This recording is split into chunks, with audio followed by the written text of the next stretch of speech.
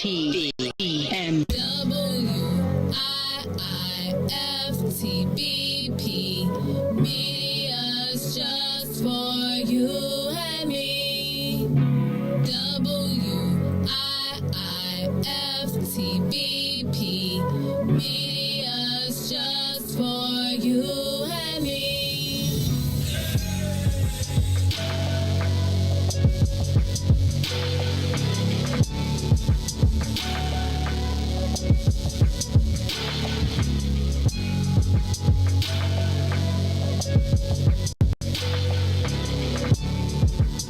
It's official West Suburbs in Chicagoland area. The Naperville Soul Fest is back, featuring a live performance by Avery Sunshine and Carl Thomas on Friday, June 3rd, and Kindred the Family Soul, Selena Johnson, and Riis. On stage Saturday, June 4th at Naper Settlement, located at 523 South Weber Street in downtown Naperville. If you missed the last Naperville Soul Fest, you don't want to miss this one. Get your discounted tickets on Eventbrite or visit NapervilleSoulFest.com for more event details. For vendor opportunities with access to over 7,000 attendees, text 630-202-6431. That's 630-202-6431. Spend your first weekend in June at the Naperville Soul Fest with Avery Sunshine Friday, June 3rd, and Kindred the Family Soul on Saturday, June 4th. Check out NapervilleSoulFest.com for more information. Maze Jackson. Carla, you on the Maze Jackson Show? What's up? Hi, this is Katie. How are you? Hey! Okay, hold on. I'm going to make an official nomination right now that we make Katie the new president of the phone club. Riis, can I get a second from you, man? I second. All right, it's been moved and properly seconded. Everybody tuned in on Facebook, YouTube, Twitter, or Twitch. If you vote that Katie should be the new president of the phone club, please signify by saying aye. The ayes have it. Congratulations, you are now the new president of the phone club. Katie from Ashburn. We did it. You're going to be the next president. How you doing, boss lady? Thank you. Fine. Thank you. I accept that nomination. Thank you. All right. You got drafted. Maze Maze Jackson. It's the Maze Jackson Show, where every single day we ask the question, what's in it for the black people? And if you don't like it, you can still tell them.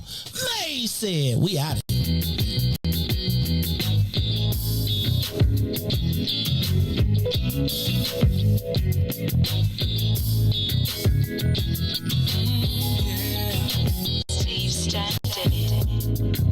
I've never been lucky at love, no never. I've never been good at holding on. A heart broken so many pieces, but I'll just keep on moving on because I'll never give up on love, no never, no never. And I'll never give up on trust, whatever come what may. All that I wanna say, that true love's gonna come my way. Alright, I'm looking for a lover for me. Could you be the one for me? Yeah, alright. Just looking for forever for me. For me. See, I never ever thought that I could love again. I never ever thought that I could ever win. But don't ever give up, no, and don't ever give in. See, I pray that true love finds me in the end. I'll never give up on love. I will never. And I'll never know trust. I will never for a lover for me. See, I'm looking for a lover for me, yeah. And it's alright. For forever. I'm looking for forever for me. Every night, hey, make love to her right. Oh, find her glad she's the only one. She's the only one. I'm gonna treat her like mine. See, I'm gonna give her everything. Whatever she wants, plus a 10-carat diamond ring. Baby. Woo. I'm looking for a lover for me. Looking for a lover. Could it be you?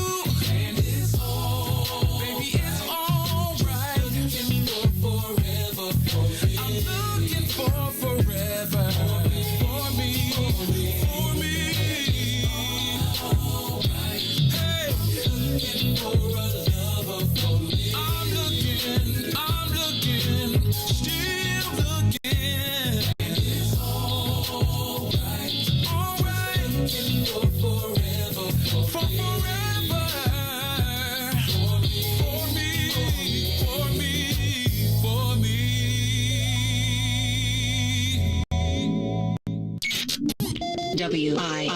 WIFTVPM. Uh-oh, what's in it for the black people? You are listening to the most dangerous show. This is What's in It for the Black People Radio. Maze Jackson. Maze Jackson, the most vociferous advocate for black people in the world. For Ruthie Moore, for Ty Stroger, I am the host of the Maze Jackson Show, asking every single day, what's in it for the black people? And if you don't like it, you can still tell them Maze said, Mayor Lightfoot, man, we ain't accepting that. We ain't accepting that. Let's go. Yeah.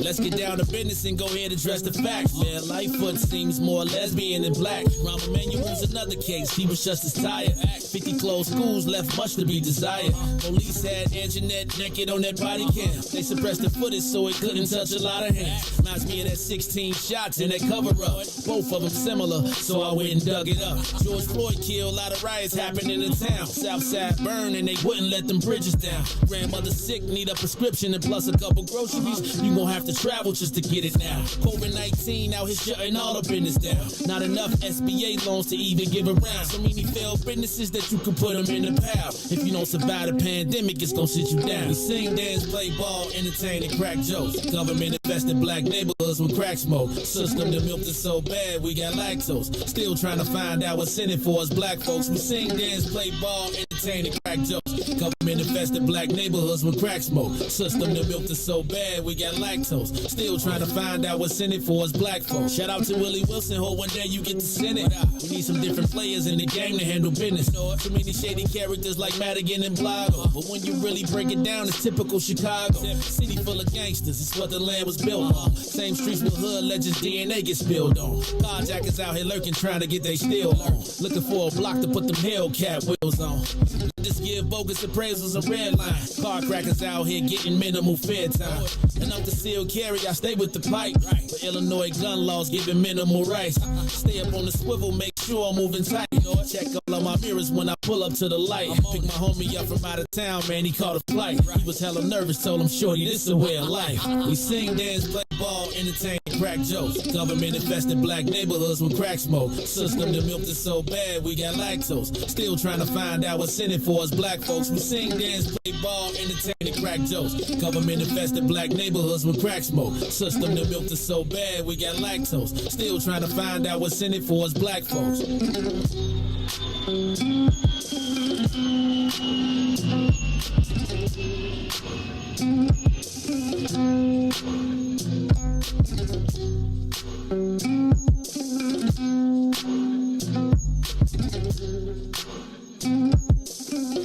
Good afternoon, Chicago. Good afternoon, world. This is the Maze Jackson Show on a Thursday, June 2nd. Another day, another charge.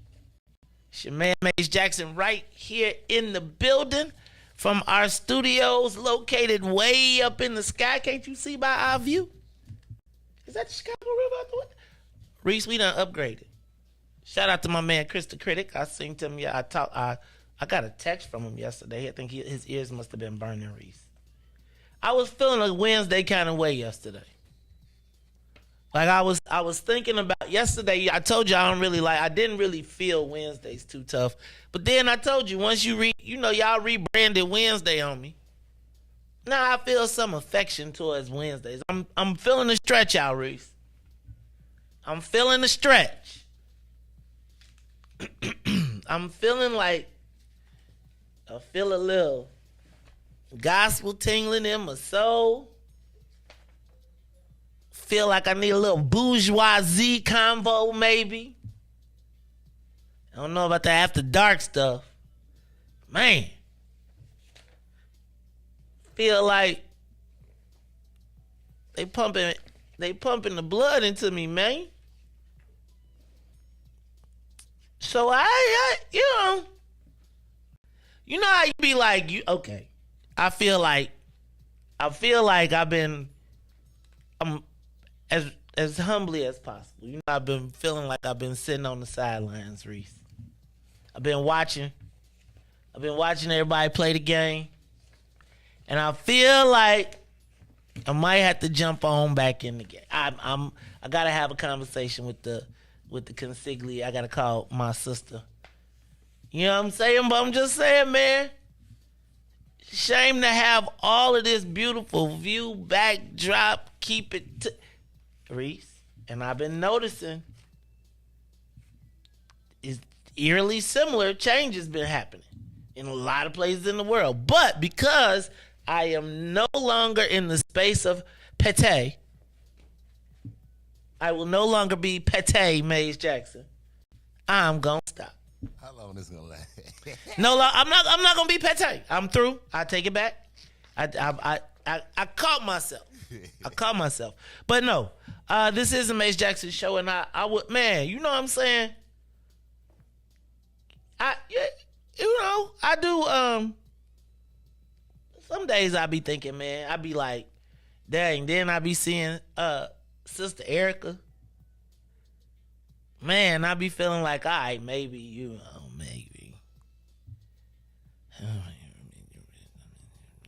Yeah, but I might be able to do a little Wednesday something. We might have like they had them reunion shows.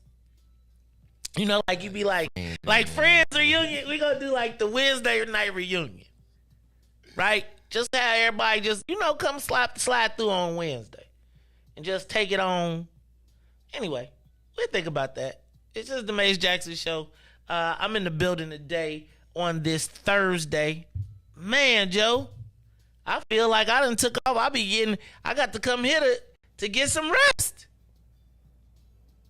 They got your boy humping, Riis. I be around this mud. I'm back. I feel like I'm my own employee. I be like, dang, I suck. I'm the worst boss ever. Because I'm the hardest on myself. I be like, Maze, you think you can sit down? What is you doing, Maze? Yeah, I don't do the whole Mosey thing. I be like, we need to. I be pushing myself. I be forgetting I'm 50 though. Riis, I be like, that flight is style. I be like, yeah, maybe I had to put that in the car. I'm gonna have to bring that up a little later. Had to make my boy start carrying all the stuff up the steps. He got him a little job though. You know what I'm saying? So not a little job. Let me stop. He got him a job, a J.O. Bizzle, so he could pay his speeding tickets. Goodness gracious. He got one on the first day, dog. The first day. Antonio. And can I tell you, here's the problem. Let me tell you. Here go the problem. He went out that day, what? Joe, here go the problem, though. My sister reads. And I'm not being a smart ass. I'm saying, like, I peruse. You just saw the ticket. I peruse. I saw the ticket. I ain't checked the date. I was like, that's you. That's the car. You got to pay it.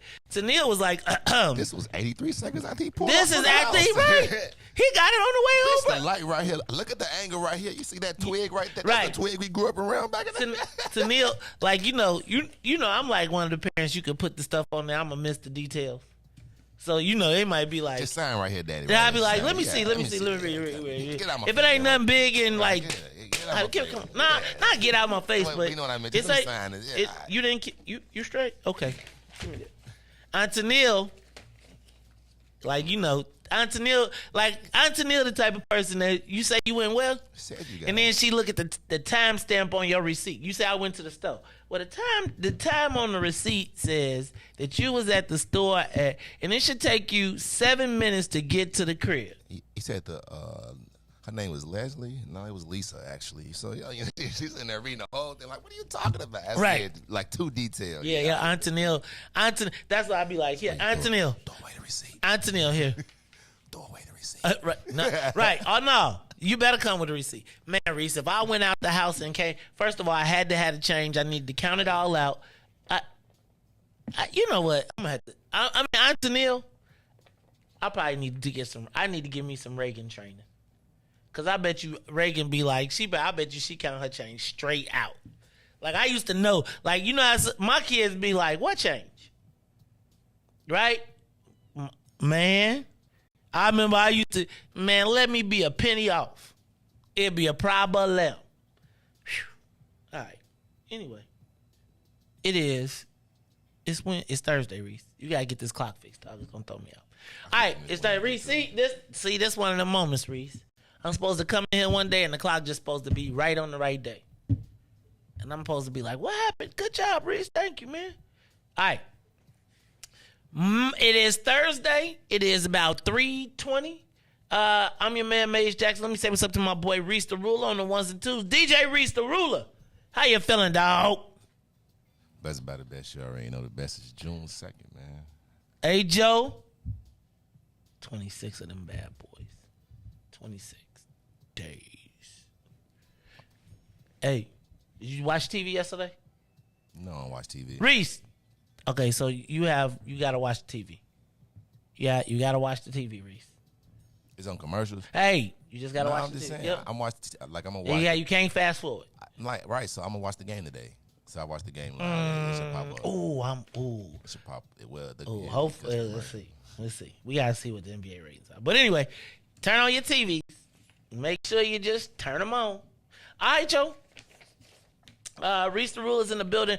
Riis, we got a special guest today, Paul Vallas, candidate for mayor, coming in the building. Hey, man. Why these people be coming in here if they running for mayor? Why they want to come to this old stinking show? Riis, knowing everything that I have learned about this show this month, it is amazing. We're going to talk about it. But anyway, Paul Vallas will be here today. 5 o'clock, we're going to have him on drive time, Riis. And he is coming to discuss his run for mayor. So that means we've had Willie Wilson, Ray Lopez, today Paul Vallas. Rod Sawyer just announced too. Now, Riis, I'm going to start to feel a certain way if the other black candidate don't come to the station too. Can you be blacklisted as a black person? Of course. Wait, what? Okay, so a black person can be blacklisted by people that are not black for black people? How does that work? I only mention black people. Okay, that can be interesting, but I'm sure it can happen sometime. I'm sure Dang, Joe. With enough maneuvering, with enough lies, anybody can, switch on you. If I was sensitive, stories, dog. With enough things said, how you look funny. Imagine if you never met this person and then you. But you I know all, person, but if I know you though, Joe. Oh, well, then if you know, then it shouldn't be. If you know, then then no. It's okay. If they don't know, then Okay. All right. That old stinking show. Daggone Maze Jackson. Oh, Riis. Gotta get it together in this world. All right, so let's get the soul plane off the ground. Let's get this bad boy up to 60,000 feet. We are up and away. Let me get through the rest of the. Speaking of these headlines, hey man, did you know it is the Queen's Jubilee? Bro, I turned on Good Morning America. I could turn on Good Morning America right now because I'm, and beyond when I turned on Good Morning America and seen TV commercials. Let me tell you what else I saw, Riis. I saw that it is the Queen's Platinum Jubilee. She has been the Queen of England, I believe, for 70 years. Couple things I don't understand. The first thing I don't understand about the Queen's Jubilee, Riis, is why do we care about it so much in America? I don't understand why America, who got its independence from Britain or England, from the British Empire, why do we care about the prince and the duke and duchesses and all of that stuff? So that stuck out to me. That I don't understand that. I remember when the Queen was getting married. I mean, when dude was getting married to the sister from California. What's the prince's name? Is it Prince Andrew? I think that's his name. Prince Andrew was getting married to the sister from South Central. Mm-hmm. Right? So Prince Andrew is getting married to the. Riis, I got pictures. Well, first of all, I didn't understand why they were broadcasting this wedding live in America. But then it just seemed like if you would have took pictures of all the faces of all the people who was watching the sister when she was walking down the aisle, they did not seem happy for the bride. At all. At all. So much so that they wound up. Didn't they they went to California? So now I'm saying to myself, all right, somewhere in this space, this sister got ran up out the royal palace. Every girl's dream. She is Princess Tatiana. Live. They ran her out the royal house. Out the castle. They left and said, we're going to give up everything. We're going to come to the United States. Riis, is there any reason that she got ran out of that place besides the fact that she was from South Central? We'll put it that way.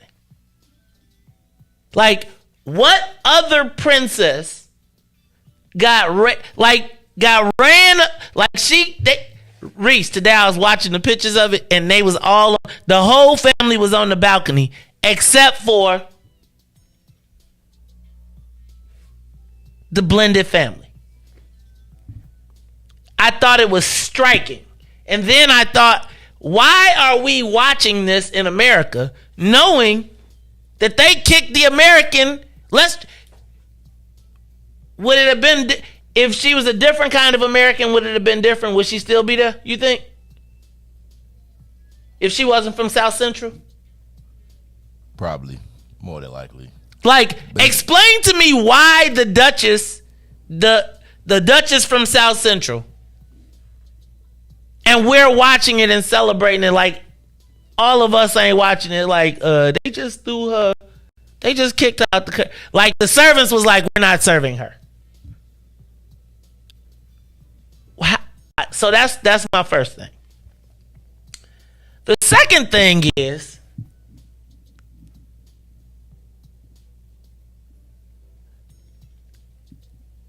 I feel like, isn't like Britain like the, like kind of like the epitome of white supremacy, like institutionalized, sort of? Like, didn't they conquer like everybody and make them like kind of like, I'm just saying, I don't know if we're allowed to say slaves, but they did. And brutally, right? Did you see Shaka Zulu? Did you watch Shaka Zulu? Did you? I'm saying, Shaka Zulu, man. Did you see? Like, so for me, I'm saying, wait a minute. What are we? Why we watching?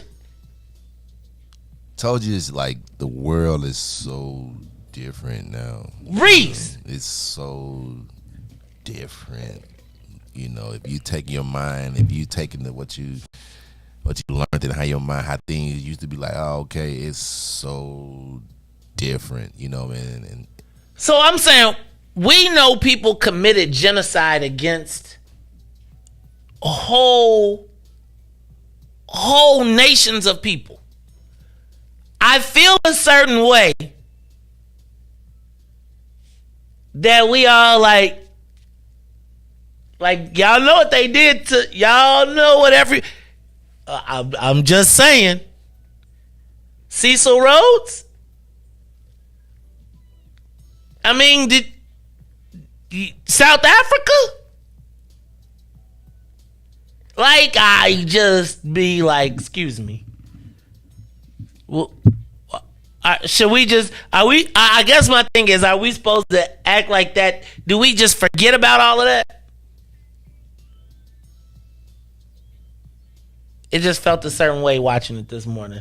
I do think that is the and I wonder like what it felt for all of the people whose countries were crushed. Would be like to see, like, you feel me? Like, imagine, like, what do the Jamaicans say?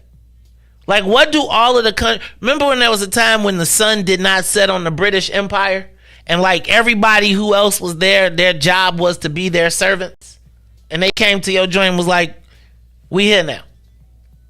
Like, all this stuff y'all had before, that's ours now. And if you don't get with it, we killing you. Like, I feel like it's weird for me to see that on TV, knowing what we know. Okay, man, I'll just be thinking of Shaka Zulu, man. Whew. All right, Riis, I told you Paul Vallas will be here. Did you see? I was watching. Robin Roberts went to. I was watching Good Morning America again, man. Robin Roberts went to Ukraine, Riis. Like, I'm like, wait. Y'all, you went, it's like a war going on. But it's like there's a war. You know how the rain be across the street? And it don't be raining on the other side of the street? Apparently, that's kind of what's going on with the war. So she was in the capital. They had to stop because they had air raids. But one of the craziest things was, if you watch Good Morning America today, you should see how how the Ukrainians are looking at Robin Roberts. Like, what you doing here? And it was like, she here to tell people to give y'all some money.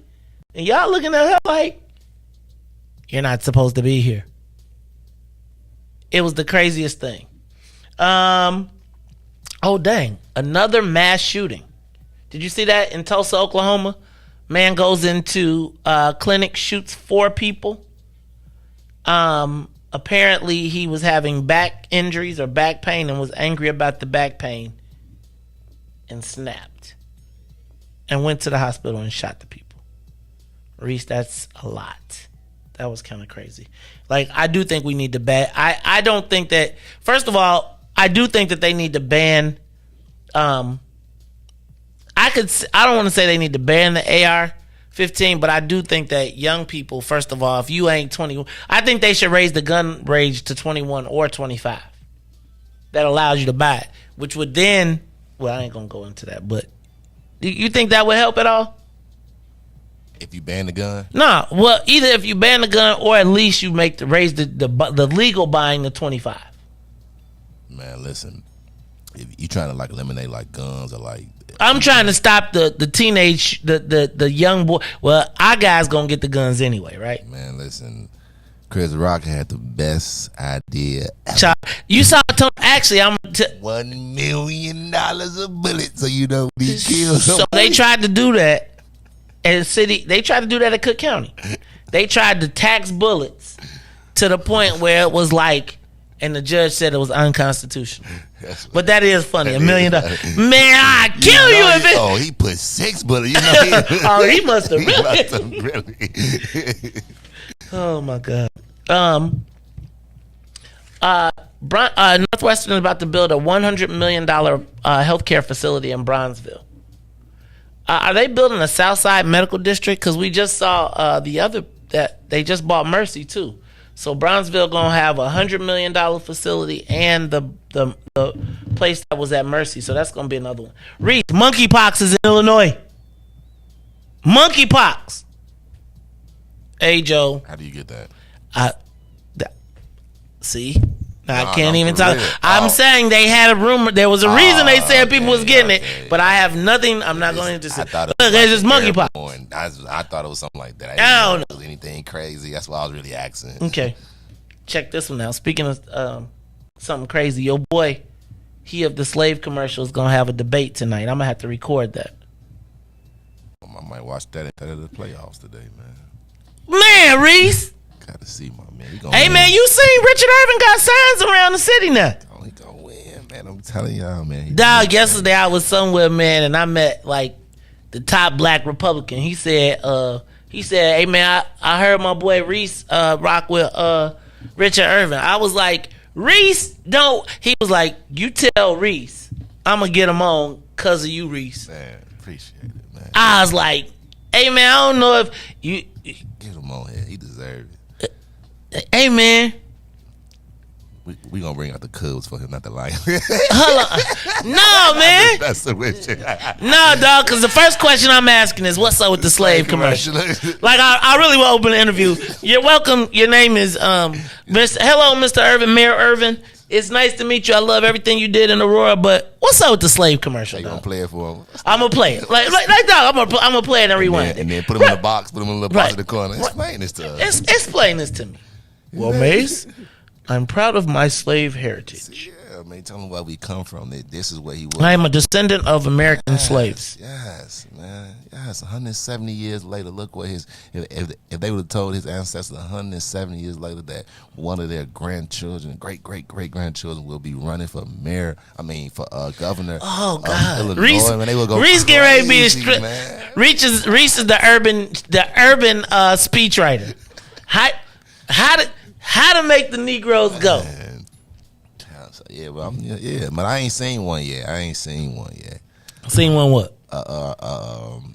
Richard Irvin yard sign. I ain't seen one yet. Oh man, I'm about to give me. You could tell when the money come out. You could tell when the street money hit. Cause when the street money hit, boy, they be like, "Oh, I'm gonna show you." And it's like, "Hey man, let me tell y'all this real quick. Ain't nobody on no parts of our side of town. Got no reason to have no problems with nobody around our parts. So all I would just like to say is, don't be oppositional. You know what I'm saying?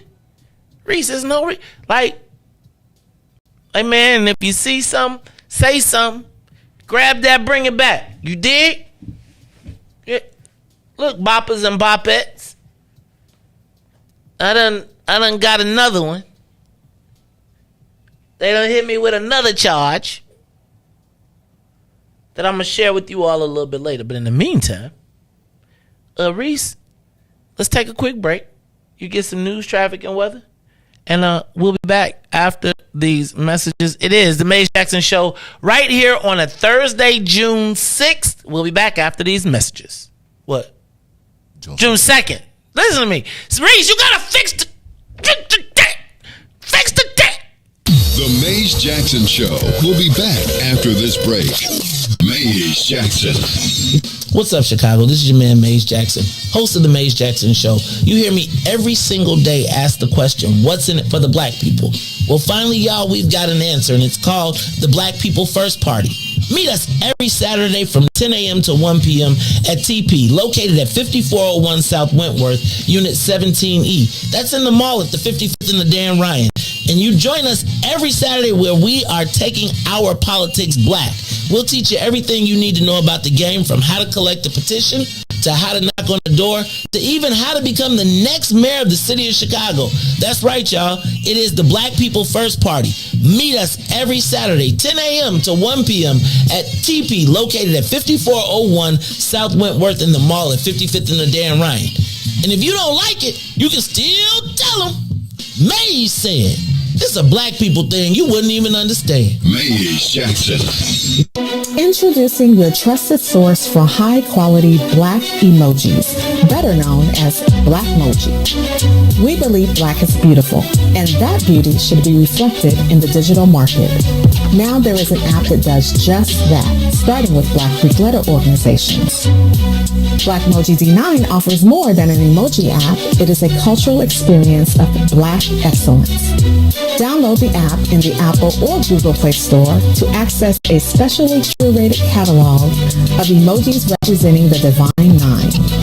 Use the emojis to celebrate Black Greek events, acknowledge current events, support social causes, and learn about esteemed Black Greek members who blaze the trail of Black history.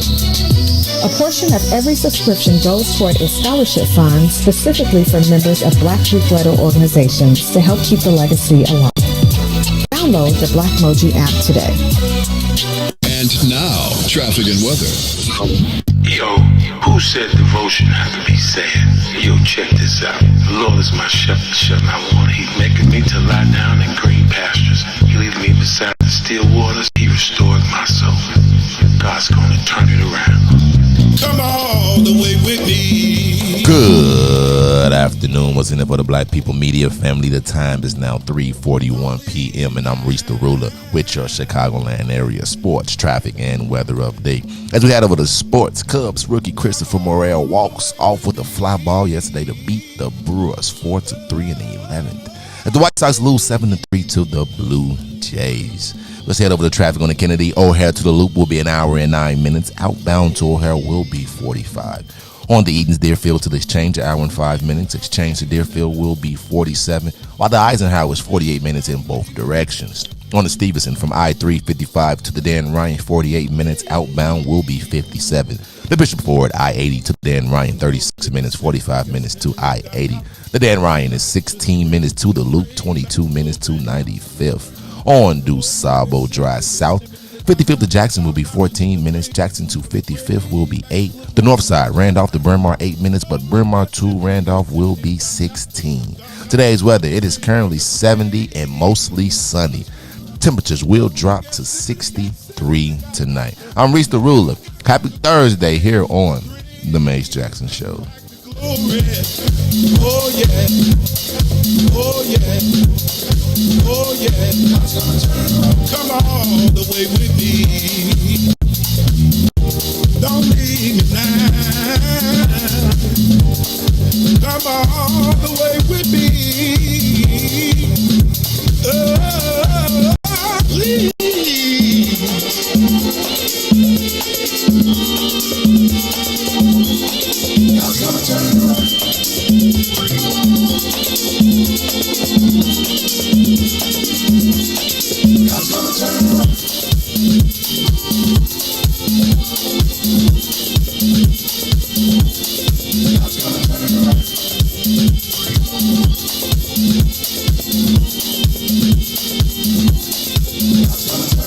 You are listening to the Maze Jackson Show. I'm your host, Maze Jackson. Got my man DJ Riis the Ruler on the ones and twos, and it is Thursday, June 2nd.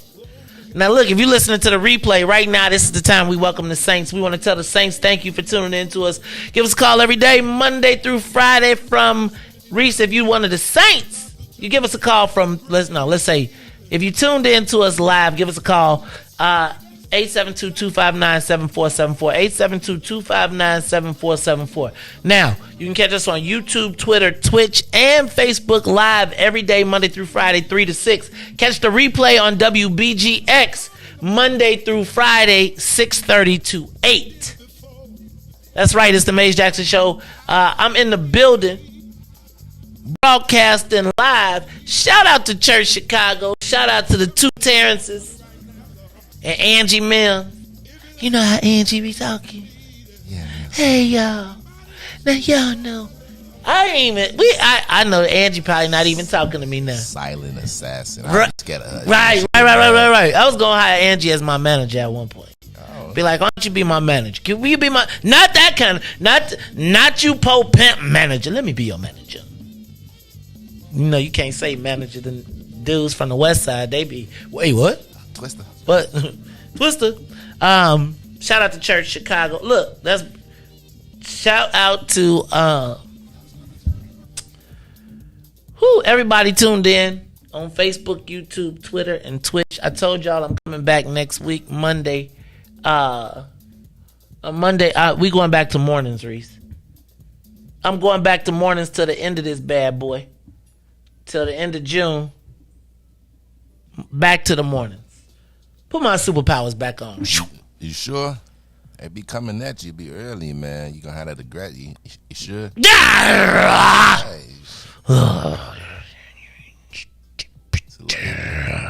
You know, man. You know, after you read in the morning, but by the time it come here to 3, you know, you done mellowed on out. You know what I'm saying? Yeah. You know, you hear that, I think you wake up to that. You be like, oh, okay, that's what they want. Damned if you do, damned if you don't.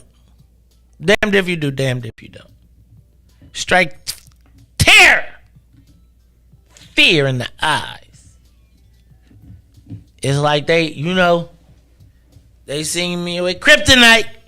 So that background is like, oh no, he doing too much. Oh right, isn't it? Look at Ninja over there. Did Ninja get an office? That Earth get an office. Who this Earth think he is? Riis, that is my new word, Yeah, boy. What you say? I like that's a good one.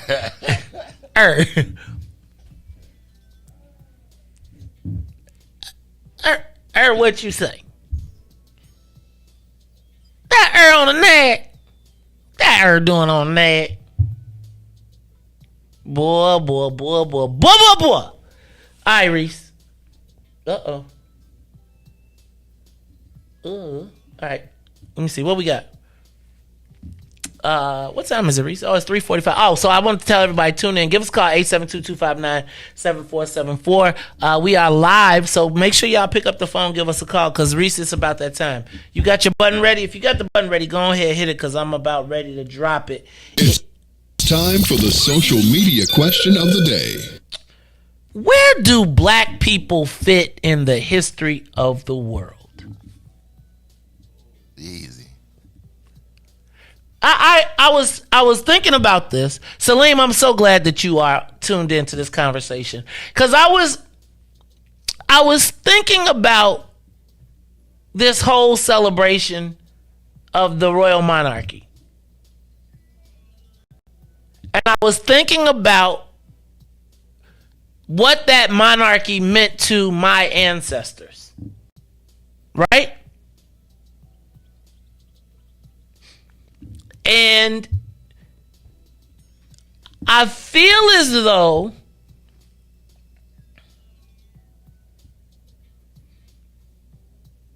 history conveniently starts in a place History starts conveniently in a place that allows black people's place in history to be minimized or almost ignored. Give us a call, 872-259-7474.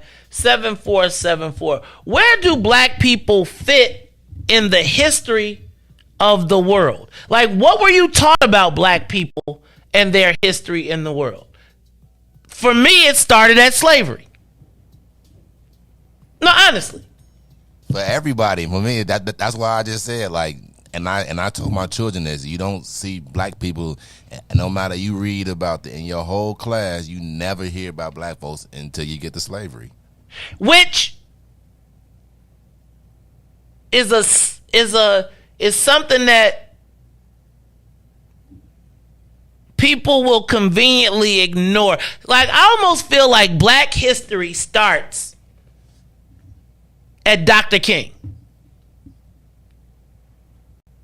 I think it's convenient, but I do wonder, where do we fit in history? Like, what proud achievements do black children learn about in school and their place in history? Crispus Attucks, he got killed.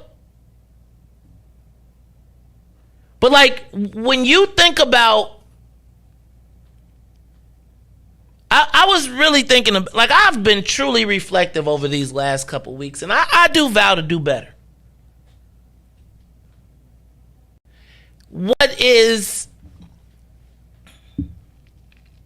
sometimes difficult for me to understand is, what is people's understanding of black history?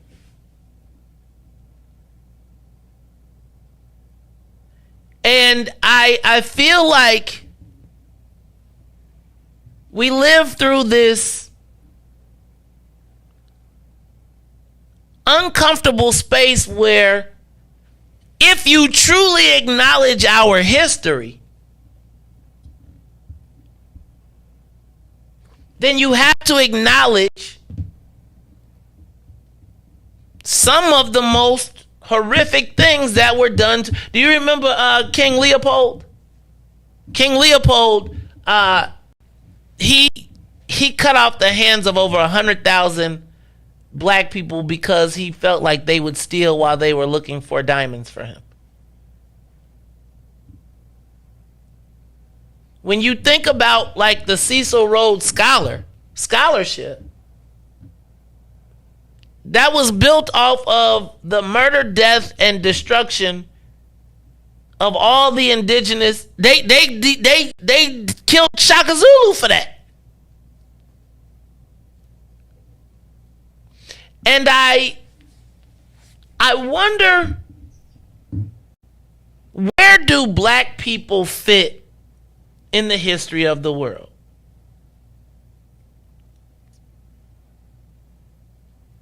Like, where do we participate? I saw a meme the other day that said that the Moors ruled Spain for 700 years and brought them out of the Dark Ages. Like, where you hear that at? Right? When you hear, I think of the Moors now, I be thinking of, like, where do black people, like, at what point in the history books are we ever referenced? Like, or did we just start at slavery? Because I cannot tell you anything or any history. Let me not say that. But I can't tell you anything that I've learned in school that gives anybody black a reason to be proud of their ancestral history in context to the world. So I want you to give us a call at 872-259-7474. 872-259-7474. Where do black people fit in the history of the world? Call you on the Maze Jackson Show. Hello. Hello. Hello. Hey. What's Hi. Katie? Hey, Katie.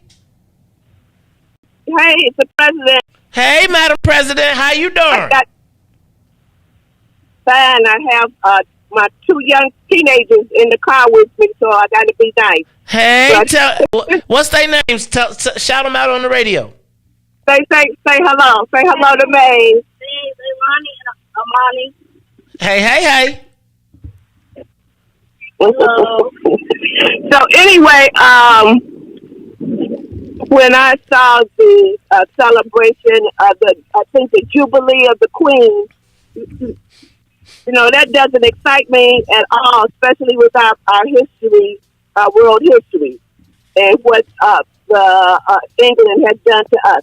And for the life of me, I cannot understand why we are always bombarded with what's going on in England. I mean, it's like we are still under them. I don't understand it. And with what they have done to us with the history of slavery, it's just remarkable that we still kiss up to them. And that's a nice word with the kids in the car. You be nice with them kids in the car, Katie. I don't know why we have to kiss up to the Queen and why we follow them like that. I mean, if they cough, we know. We have to know when and why they cough. It just does not. Why is it the full coverage? I could not look at a decent news program this morning because of the Jubilee.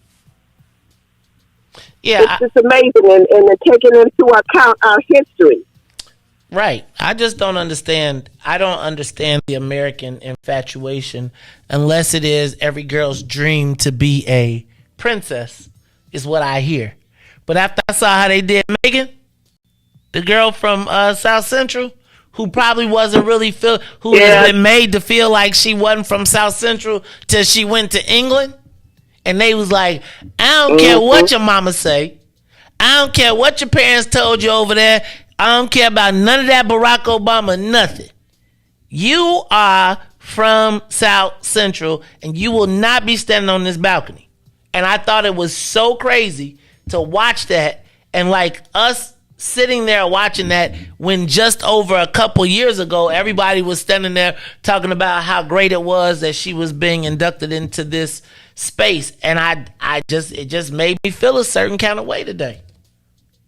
Yeah, I hated every minute of that, of her. I don't know why she married into the family anyway. She was a fool to do that. Let me be nice. The children's in the car. Okay, babe. Thank you, Katie. I appreciate you. That's Katie. She is the president of the phone club. Look, y'all, it's the Maze Jackson Show. I'm your host, Maze Jackson. Got my man, DJ Riis the Ruler, on the ones and twos. Riis, I'm not sure when anybody black has really seen themselves reflected positively. Because even with like the Dr. King, with the exception of Barack Obama, when do you see black people, have you seen black people in a good light in the context of history? Like even Dr. King got whooped. Like when have you ever seen the victorious, like why we don't have a Braveheart? Right? Like, go to the live line. Call you on the Maze Jackson Show. Where do black people fit in the history of the world? Yo, what's going on, family? What's cracking, bro? What's up, Riis? What? Hey, Devil, what's up? Tell DJ, hey man, we seen him with that Oprah Winfrey scholarship. Hey man, tell him hey bro, y'all. Hey Riis, check this out, and everybody listening. DJ Devin Jr. got the Oprah Winfrey scholarship, as he also is heading to Morehouse College in the fall. So we are proud of one of our young Lions Den BP1 Wiftaba children going on to take the next step. Right, and you tell them, don't make us bring Wiftaba up to that school. What's up, man? Man, come on. Man, you know Man, hey, bro. Hey, man. We're going to have to get on that a little later because I'm totally overwhelmed by that. And, he really has a respect for you, your wife, Riftable, BP1, sometimes I think he don't listen, but he listens, man. And I really do appreciate the family and the village for, just inviting him and, just being that hedge of protection around him. Because, one day he was like, man, he was dealing with something at school and he was like, hey, I almost told you to call the people. So, he definitely has a high regard for the family and what we're trying to do, man. And on that note, I'm actually going to go. It's a debate tonight that people should be interested in because we always support our people, and that's another part of history. History has been hidden from us to keep us ignorant and blind, so that we don't advocate for really where we're trying to get back to, which is a sense of balance and being peaceful within the universe. So that's really what it is when you talk about history. It's letting us be in a position where, we're safe and secure, we're free, we are able to show love appropriately and protect the children, and just sit back and, and do what we got to do, bro. And that's really what our lineage is, and showing reverence to the Creator, bro. You can't leave that out. He only wants us to, put him first and to show love. That's really what we're here to do. That's what I'm talking about. Hey, man, make sure when you go to that... Oh, go ahead. I'm letting you go. No, go ahead. No, I was just going to wrap it up, man. And that's really, everything that, that you've been dealing with and we've been dealing with as a group. That's really what this conversation is about. The truth.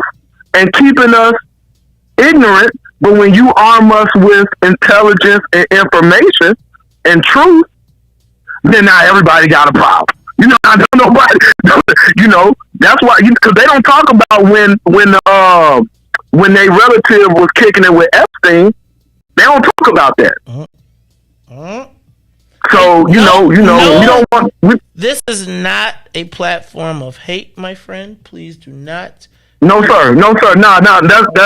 I only say that because. Yes, you're right, and I do apologize. Those are my perspectives. We gotta. We got our thing, Riis. We gotta record that. The attitudes and opinions of the callers are not the opinions necessarily the opinions of the Maze Jackson show. Yes. So we are not liable for your comments, sir. But I do want to say this: boppers and boppettes. If you're listening to me out there, make sure when you head to the debates tonight, boppers and boppettes, that you are prepared. Make sure you got your signage. Make sure you've got your passers. Make sure you're ready. Be a presence, boppers. Be positive all the time. Be a presence. But be a presence, boppers and boppettes. And I want to tell you how much I appreciate you as you tune in to the Maze Jackson Show, because we are straight R&B. This is the Maze Jackson Show. We'll be back after these messages. Peace. The Maze Jackson Show will be back after this break. Broken screen? Crashed system? Are you in need of spyware or virus removal from your computer? Well, contact RPC Computer Repair in South Shore and let us help you with all your computer repair services and print needs. Need office or print production services, copies, scans, fax, or even notary service? Then stop by and support RPC Computer Repair and Print Shop, located 1741 East 71st Street in the 71st Street corridor, newly revitalized South Shore areas, and let RPC be your one-stop shop, where we believe RPC is your PC. RPC Computer Repair is also a UPS access point where you can drop off and pick up your important packages. So let RPC be of service to you. Call RPC Computer Monday through Saturday, 8 a.m. through 6 p.m. at 773-966-4457. That's 773-966-4457. Visit RPC at rpccomputeringinc.com for more information. You sure looking good tonight, baby. I just wanna make sweet love to you tonight, baby. If you don't mind, let me tell you. Hey there, sexy lady of my dreams. Can I have you here with me? I just wanna love you down. Yeah. I'm making you scream my name. Oh, I'm loving your body. I'll be kissing your body, and I'll be caressing your body. Oh, baby, just come on, loving your body. I'll be loving, feeling your body. I'm gonna touching your body all night, baby. Now I'm about to fulfill your fantasy. So come a little closer, bring your body to me. I'm trying to take my time, I won't rush at all, 'cause you deserve the best.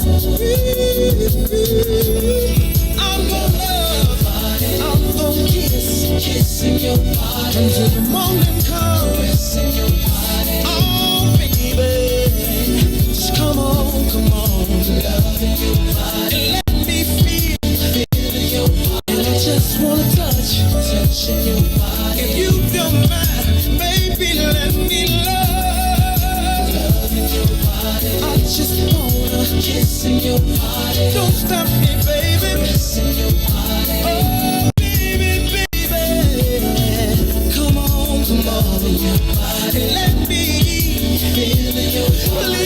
Please, baby, touching your body. Baby, baby, baby, baby, baby. La la la la la. Oh, baby. Please, please. Oh, please, baby. We're gonna get it on tonight. Let's get it on. Get it on. I wanna kissing your body all night, baby. Kissing your body, oh baby, don't stop, no. Loving your body, just let me love, feeling your body. I just wanna touch your body, you all night long. Come on. Do it again. Kissing your body. I wanna do it again. Kissing your body. I just can't get enough of you. Feeling your body. Touching your body. I just wanna feel you tonight, baby. Make me love. If you don't mind, if you don't sip a little wine, sip up and don't mind, spend a little time.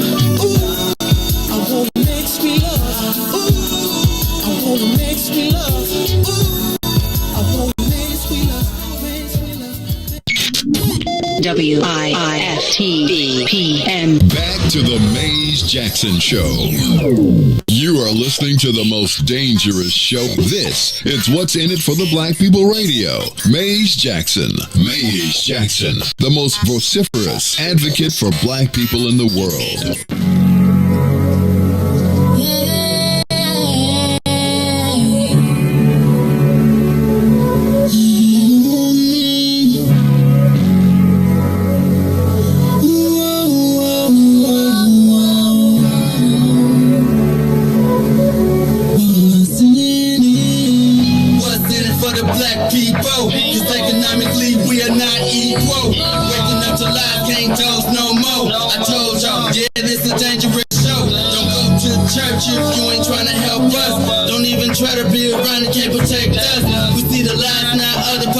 passion. We need money and no symbolism. It's Maze and Riis and Ruthie and Ty, explaining how we all come from God, giving us tools to beat the odds. If we united, our movement gon' stop. If they ain't tryna help us, they ain't tryna do nothing. We gotta do something, we gotta stop running. It's time to confront the problem. Really, you expect, you oppressed, it's all wrong.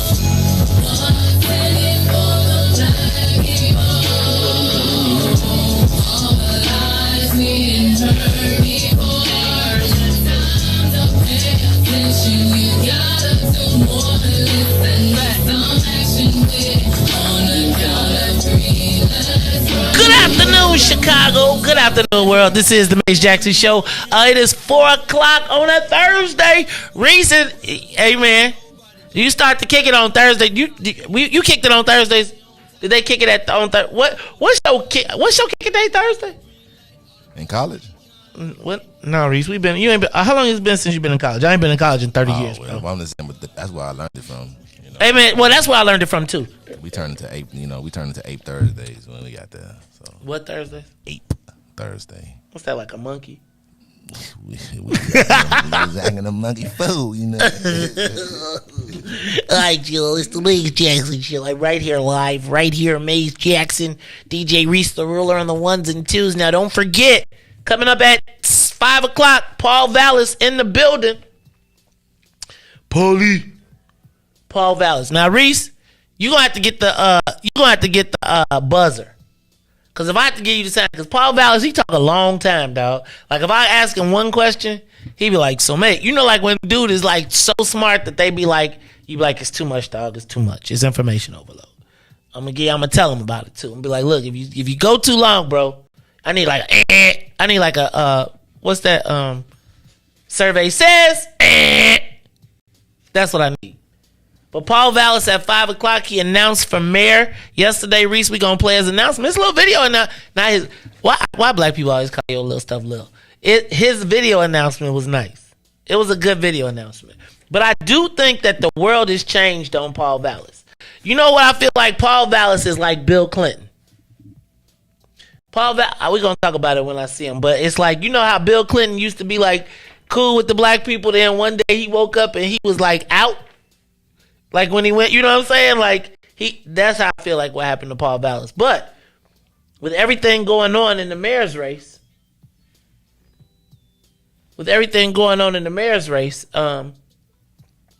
it'll be interesting to see. Hold on one second. Reese, give me a quick break Let me take a break because I want to take this call. Calls will be right back because I hope this is somebody telling me I can get somebody to talk about this issue that I was getting ready to talk about right now. So, Reese, take me on break and we'll be right back. It's the Maze Jackson Show.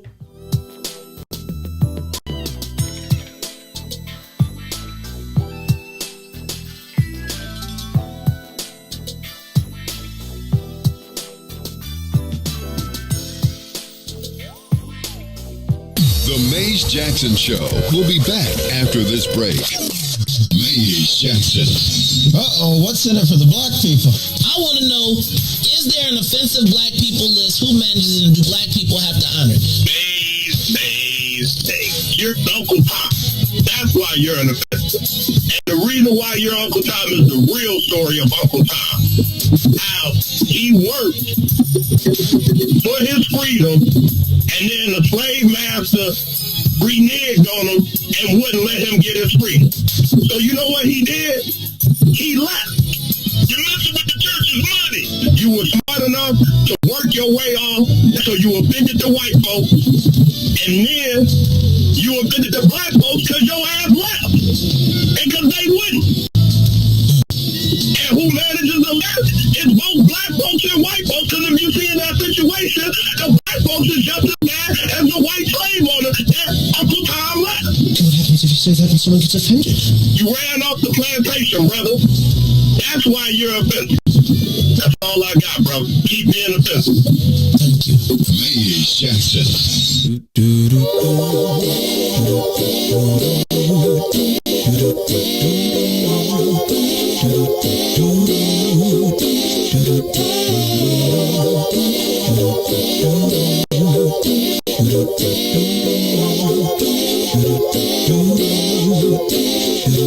Well, sometimes I go out by myself and I look across the water,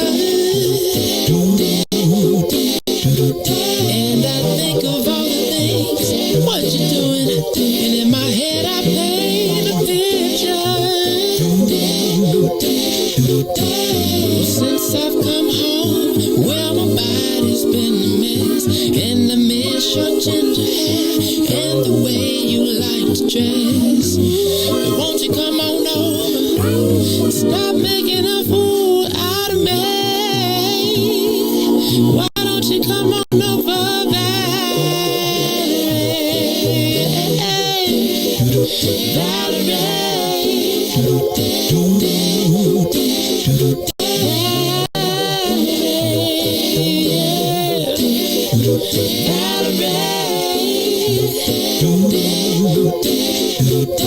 Did you have to go to jail? Put your house on up for sale. Did you get a good lawyer? I hope you didn't catch a tan. I hope you find the right man who'll fix it for you. And are you shopping anywhere? Change the color of your hair. Are you busy? And did you have to pay this fine that you've been dodging all the time? Are you still dizzy? Oh, yeah. Since I've come home, well, my body's been a mess, and I miss your ginger hair and the way you like to dress. Won't you come on over? Oh, stop making a fool out of me. Why don't you come on over there?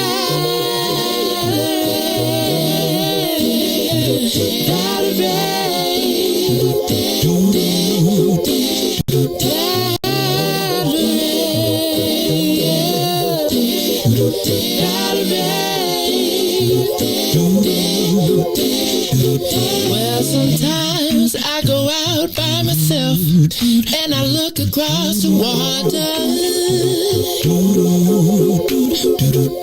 and I think of all the things what you're doing.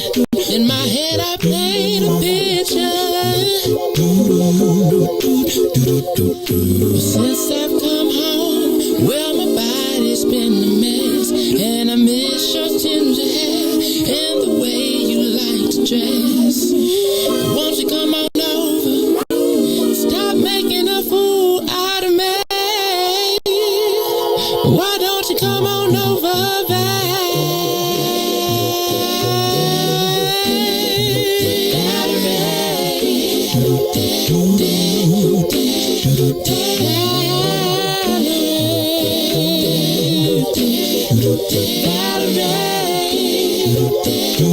Why don't you come on over,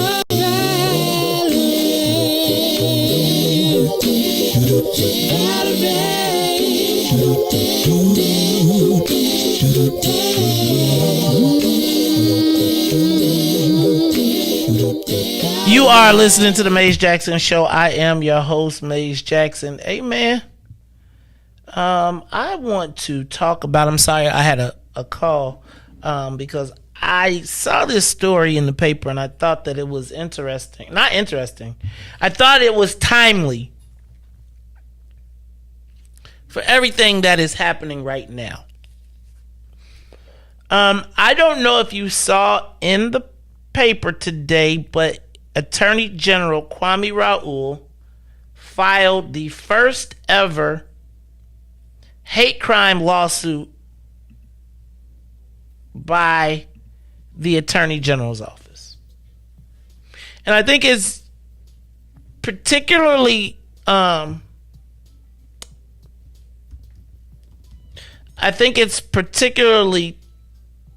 timely that he filed this with everything that's going on in our lives right now. Riis, I want to tell you the story of, hold on, let me see the name. The story of Chad. Here we go. The story of Chad and Cheryl Hampton. Attorney General Kwame Raoul files first ever hate crime lawsuit after lynched effigy used for alleged intimidation. Attorney General Kwame Raoul announced the office's first ever hate crime lawsuit, which was filed against two white Carroll County residents who allegedly spent months intimidating their neighbor, who is a black man. Raoul alleges the harassment culminated with the defendants using a noose to lynch an effigy of their neighbor from a tree in their front yard. Attorney General Raoul filed the lawsuit in the 15th Judicial Subcircuit, Carroll County, against Chad Hampton, 45, of Victoria, Illinois, and his mother, Cheryl Hampton, of Streator, Illinois. Raoul's complaint alleges the two committed a hate crime by intimidation and disorderly conduct, and the lawsuit seeks civil penalties and equitable relief. Separately, the Carroll County State's Attorney has charged Chad Hampton with criminal destruction of property and Cheryl Hampton with the criminal harassment of a witness. Our complaint alleges the defendants intentionally used the shameful history of lynching and racism in America to terrorize and instill fear in their next door neighbor simply because he is black. This isn't me. This is the Attorney General. No one should be subjected to this kind of hate, Raoul said. I am committed to continuing to partner with law enforcement agencies across Illinois to prosecute hate crimes and send a message that hate and bigotry of any kind are not welcome and will not be tolerated.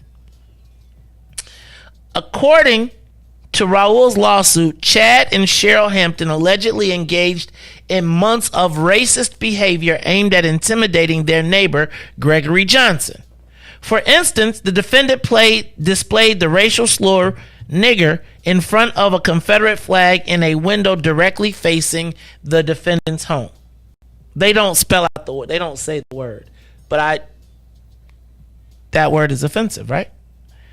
Raoul also alleges Chad Hampton had previously displayed swastikas in a direct view of Johnson's home. Attorney General Raoul alleges the escalating harassment came to a head with the Hamptons using a noose to hang a bound and chained effigy of a black man made to resemble Johnson from a tree in view of Johnson's home. I looked out of my new home at a black-faced mannequin shackled and lynched to a tree branch, the N-word scrawled upon a window, and swastikas, Gregory Johnson said. Our American flags was replaced with their Confederate flag. Have we not come any farther than this? The lawsuit is about tearing off the shackles that still restrain us to this day. It's about never giving up on the mission of our United States Constitution. We as a nation are better than this. Attorney General Raoul filed the lawsuit following a hate crimes investigation by his office's Civil Rights Bureau. Riis, do you know what an effigy is? Have you ever seen an effigy? Viewers, callers, have you ever seen an effigy? Do you know what an effigy is? All right, Riis, I'm going to display an effigy on the screen for you, and I'm going to actually display the effigy that they hung in front of this man's home. Okay? I'm about to put it up, and I want you to imagine, as we discuss the concept. You know what? I got to do it a different way.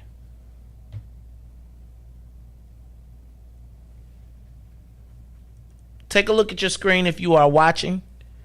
The man came home to this image of a black man shackled and hung by his neck.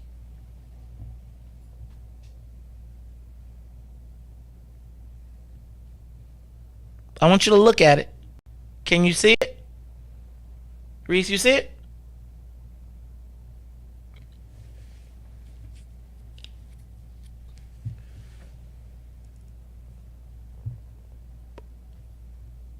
when we talk about racism in this country, and we allow our story, this is what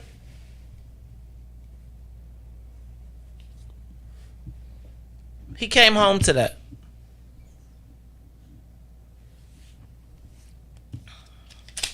So my question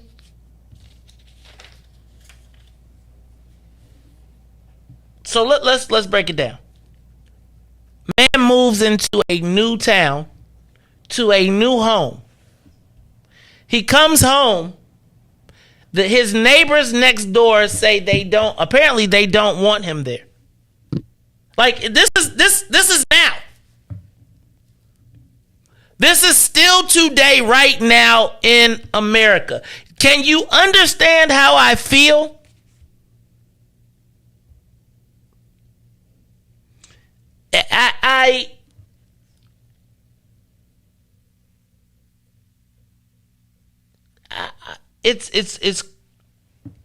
It's crazy to me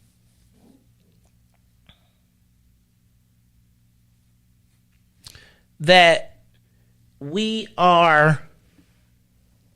First of all, what do you do? It's almost hard for me to believe that somebody would take the time to actually do this. And then how seriously do you take it? Like, Riis, if you got kids, what do you do? Like, do you still live there? Like, who defends them? Shout out to Kwame Raoul for the State Attorney General Kwame Raoul. But Riis, this is our reality right now in the state of Illinois, the bluest state. And where is the outrage? Riis, when they silence the voices of people that can share and communicate the pain, do you see that? That dude is. Do you understand what type of person you got to be to make that? And then hang it, and then have the unmitigated gall to leave it where I could see it. So that. Riis, you moved to a new town, a new house. Who defends the black man?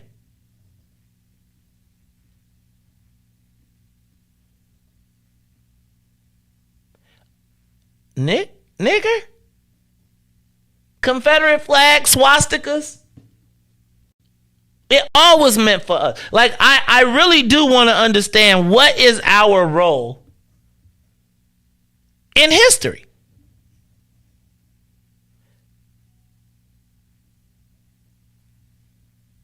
Where's the outrage?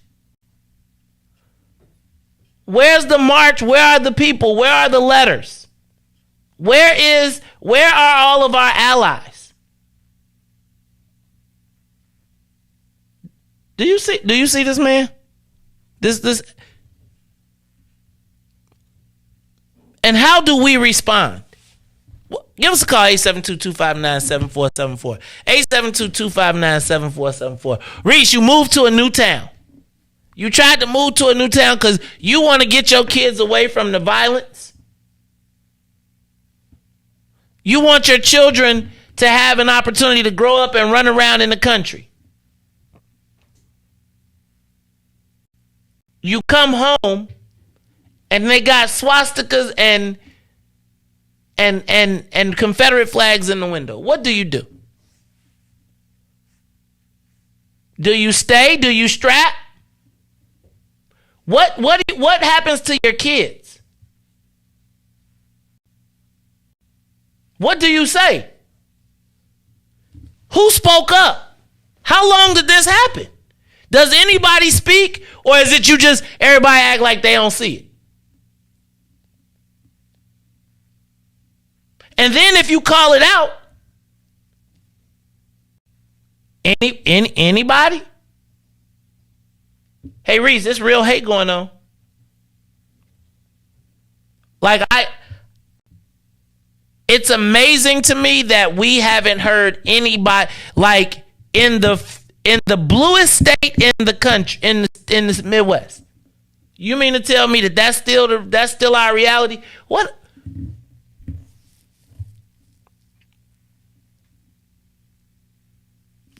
we mad about? What we mad for?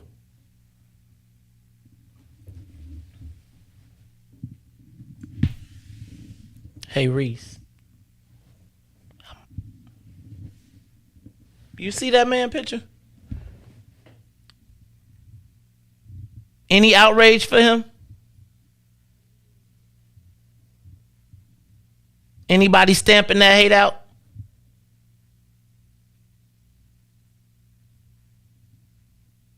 Where are our ideals now?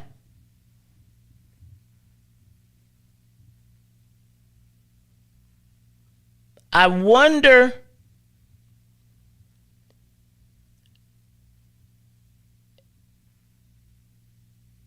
if this path of trying to use racism is a dangerous path that we're treading on. I truly believe that. I think that it's not really a game to play with when our people are really under attack.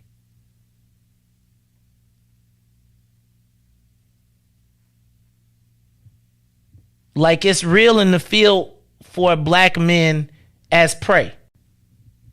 It's real in the field for black women as prey. This man just wanted to, he bought a house, Riis, with a fence, which means he ain't trying to be in your yard. Anybody marching? Do we got to call Ty? Who stands up for these people, bro? Who stands up for the black people that are always under assault?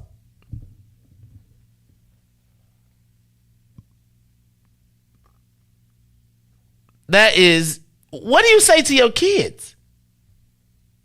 Does he not have the right to live and exist in peace?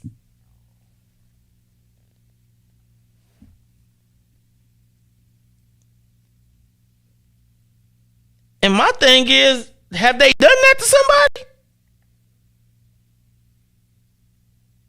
Like, where you get this idea from?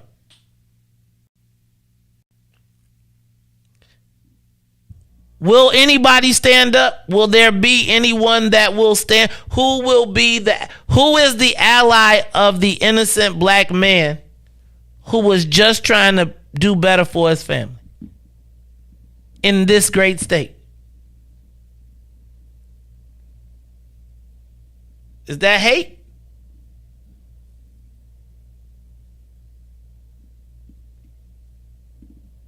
I'd be curious to see if there's been any campaign stops in, what's this, Carroll County?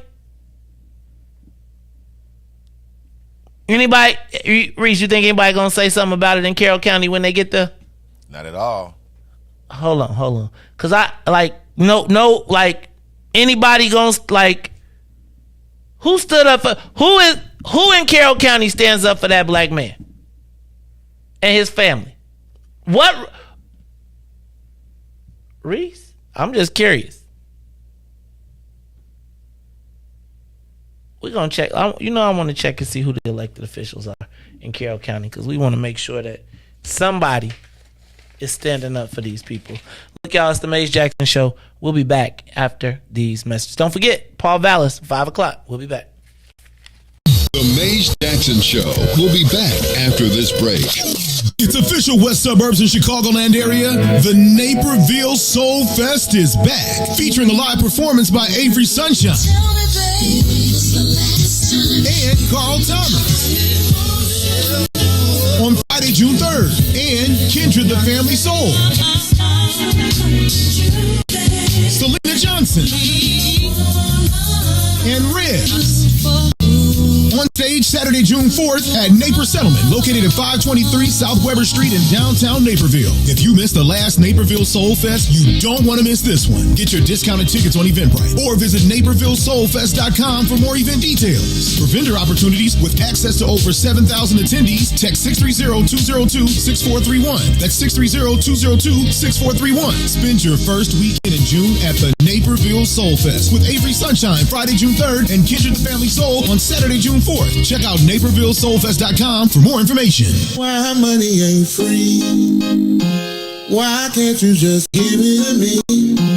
I don't wanna work for nobody. I'd rather keep doing me. Why money ain't free? Why can't you just give it to me? I don't wanna work for nobody. I'd rather keep doing me. Why money ain't free? Wake up in the morning with the frown on my face, cause I know it's another day that I gotta face now. For people I don't wanna see, working at a job that I don't wanna be, breaking my back to the bone with nothing to show.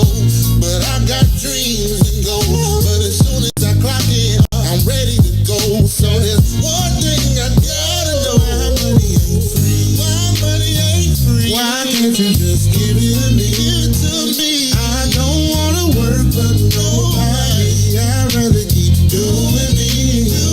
Why money? Why can't you just give it? Why can't you just give it? I don't wanna work for nobody. I'd rather keep doing me. Why money ain't free? Working in a 9 to 5, got your girl hella tired. Why won't they let me be?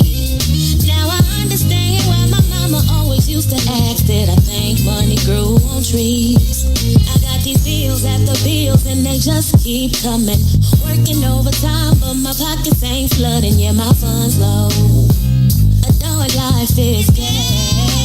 Why money ain't free? Why it ain't free? Why can't you just give it? Why can't they just give it to me? I don't wanna work for nobody. I'd rather keep doing me.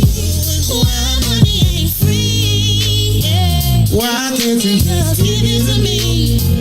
I don't wanna work for nobody. I'd rather keep doing me. Why money ain't free? How the money ain't free. Every 5 minutes kids bothering me. They seem to think that money grows on trees. Always asking for allowance and clean one thing. Sick and tired of my funds being low. Spent the whole bag on the groceries at the store. Got a little something but I need a little more. And I'm a single mama, you should already know. Why money ain't free? Why the money ain't free? Why can't you just give it to me? I don't wanna work for nobody. I'd rather keep doing me. You are listening to the Maze Jackson Show. I'm your host, Maze Jackson. I'm your host. Got my man DJ Riis the Ruler on a Thursday, man. Ooh, it's on a Thursday doing our thing up around this piece. Riis, burned in effigy. I was reading Salim's comments. Salim said that burning or black people hung in effigy was common when he was stationed in Georgia in the 60s. Like that was something that they did. I was looking at these pictures. And there would have been a time when that would have drawn shock and outrage, and there would have been people standing up and marching, and right, like Jesse Jackson probably would have flew into town. You know, the governor, everybody would have been standing up talking about. But I think that the challenge is that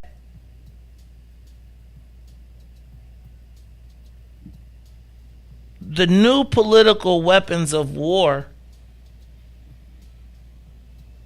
are the charges, the anti-charges, And in my mind, racism, gender, and sexuality are going to be weaponized on the Democratic side of the line. And so the challenge becomes that if you acknowledge this, then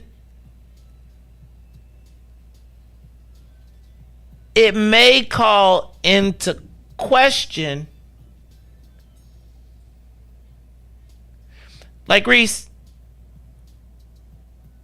this happens to black people. To acknowledge this, in my estimation, forces you to confront not the broad issue of racism, but the laser focused issue of anti-blackness. And I think that there is racism, but within the realm of racism, there is specifically anti-blackness. Let me ask you a question. Can you participate? Can you be in a marginalized group and be against another marginalized group? Yeah.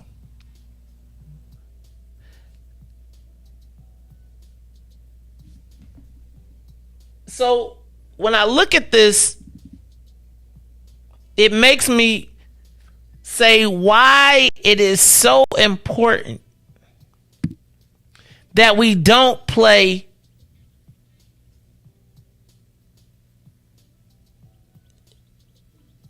games with hate. Riis, that's a different person. Right? That, like, you cannot. I do believe that racism is now a political tool. I think it used to be a coded tool that there were dog whistles and people would, but I now believe that it is an outright open weapon.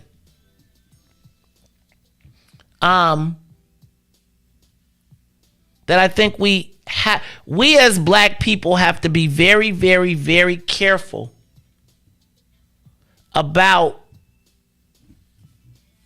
not recognizing anti-blackness.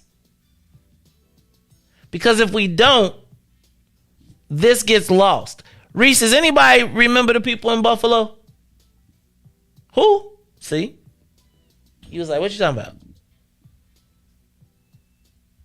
So I think the country is in a very peculiar place, but I think we as black folks sit in a more peculiar place because we can be very easily identified by sheer nature of our skin color, thus making us easier to target. Riis, I guess my question is this something that we should be outraged, or have we become numb to the hate for black people in this country? Like, because I guess my thing is, if I could watch George Floyd get murdered on TV, why should I be mad about? Like, I should really not, right? I guess, have we become numb to anti-blackness? Have we just come to expect it? Give us a call, 872-259-7474. 872-259-7474. What do you do? And have we as black people become numb to anti-blackness? Like, is it kind of like, Like, I don't know that anybody's riled up and like, oh my God, we got it. Riis, that ain't it. Who cares about what happens for us in these spaces?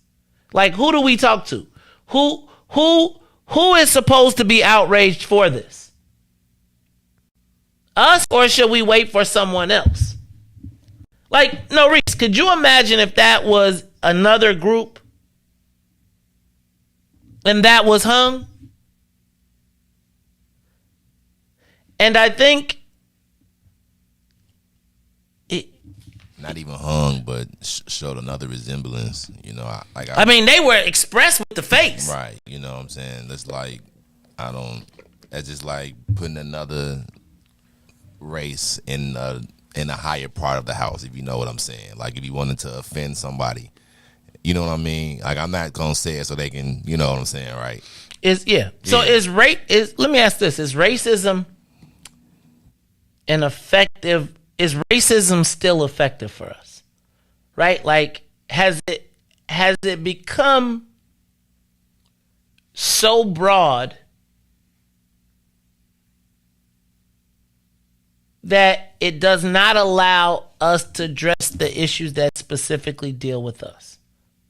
Right? Like, issues that impact black people. I do feel like there is, like, when we see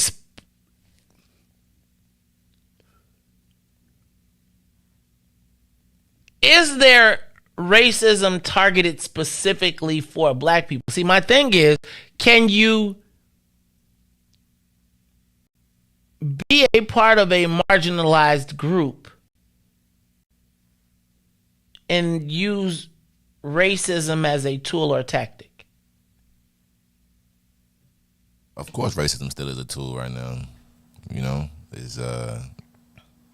I don't know that it's exclusively that now, though. Of, like, I feel like when we used to speak of racism, we spoke of it as it was synonymous with anti-blackness. I don't know that racism and anti-blackness are synonymous now. And so in some ways, I do believe you have to now start to self-identify when you are targeted specifically as compared to broadly. Because if you don't, then essentially it allows a larger group to take that claim and reap the benefit. So if you repair racism, that's almost everybody. So I do think we're going to have to start to be specific. Am I being too crazy about that? I don't know that we can I think we have to start calling things anti-blackness. Because if you don't call it like, again, is somebody from a different group allowed to can they be anti-black and still be discriminated in this America? Anybody can be discriminated. Who loses, though? Who loses what? The black person loses no matter who it is. Always. Right? Like, always. Always. Unless they got some connection to higher places. I don't know, man. I just think it's kind of crazy. Can you talk about Chicago without bringing up race? Can you have an honest discussion in Chicago without utilizing race? Or is race woven into what Chicago in this state is? I think race is what everything, man. And that's why I be trying to really say it. I feel like we be trying to change so quick. When from me, like when I grew up, I'm only 34, so like when I grew up, like we hearing rights, we seeing, I'm singing, say it loud, I'm black and I'm proud. We're expressing. So like from my whole time, we are, when I watched The Fresh Prince and seeing all that, like when I watching all this growing up, we learned, we kind of learned to love ourselves, but at the, same time, excuse me. So it's kind of hard to not like bring up race because of how we grew up 50 years ago. Is it wrong? It's not. It's not wrong. I mean, does race matter? It does. Does race have an actual... Because I feel like when you want to remove the honest discussion of race, then I got to ask, what are the measurements and the tools you're using? Because nobody is just saying, oh, we're all equal. Because they don't treat us that way.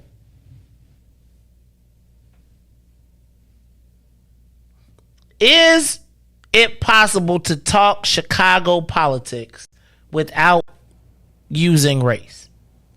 How big of a role does race play in what we do? Like, can we afford to ignore race? Right? Because I almost feel like if the ultimate win would be to us to say that there is no racial issue. You think that's a win for us? No, I think that's a win for everybody else, because if we talk about race and we're at the bottom of the rung, right, economically, according to statistics, you're inevitably going to want more. You're going to look around. So if you don't allow race in the conversation, then you don't have a comparative. Like, again, the whole genesis of what's in it for the black people was me being in Springfield and being like, dang, why is it that the answer to all the black issues is a social service program or a job fair or right? And everybody else would have probably was old things that we never had. So did it like just imagine you never seeing something, then you go over to somebody's house and you like, hey man, it's a Nintendo out, but you don't know that it's a Super Nintendo out already. So when you get it, you like, hey, well, you know what, we want Nintendos and all this, and then they finally get it, and now it's a whole new, you know what I'm saying, thing like coming out. So we probably was asking for, you know, we didn't have jobs then, you know, we didn't have social services then. So they like, all right, okay, now they finally giving it to us, and now we want something different. And they're like, well, you was fighting for this now. So I guess that's what we used to ask for. So it's like, since we never had those type of programs, they like, all right, well, let's start giving them these programs. This is what you guys said. Because these programs, 60 years ago, they would have been incredible, right? No. Really? No, 60 years those programs wouldn't have been incredible because it was still the program over the real piece of the rock. Right? Like, yes, 60 years ago, we would have been happy to be a part, and that's kind of still where we are. Whereas it's like the discussion is like, okay, let's make the plan and then give the black people what we think they should have. And it's always been that way. As compared to, let's include the black people on the plan because they have a viable, right, process. So no, I would say that the process has always been, they don't know better. We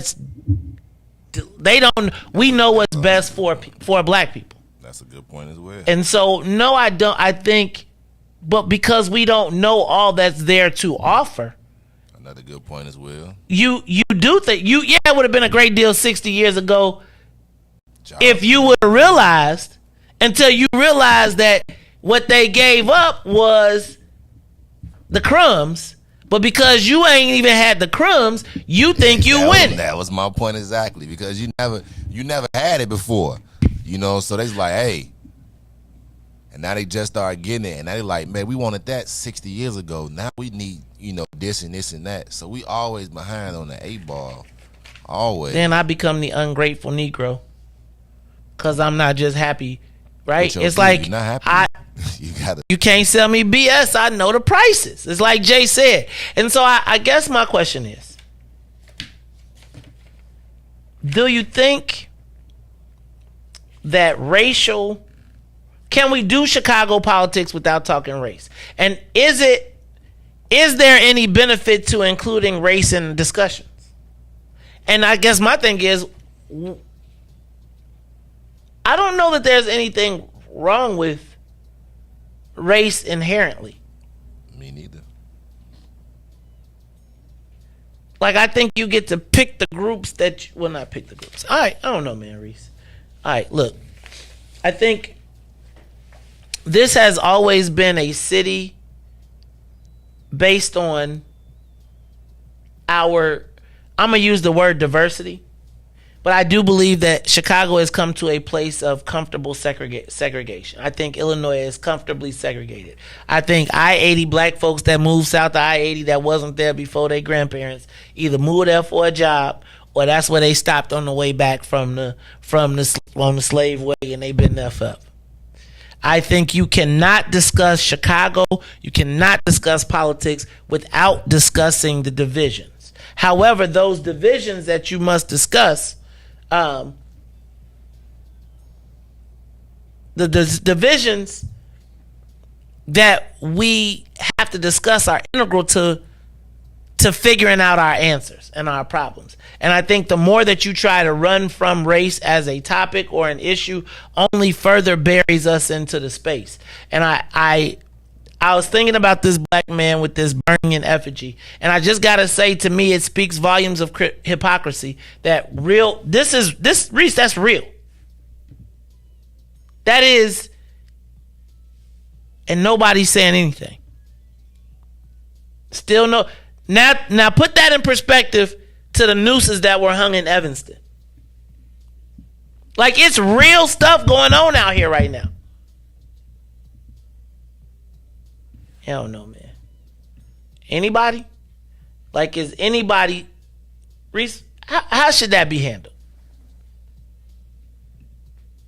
I wish ECCSC could get down there. You know, Ty roll up on them. But I just hate that we gotta, do that. That we gotta.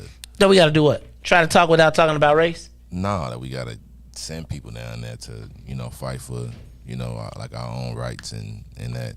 And then when something else happens, then they can point that out. But if it's like a black thing, then no, I think that to me, racism has become a tool.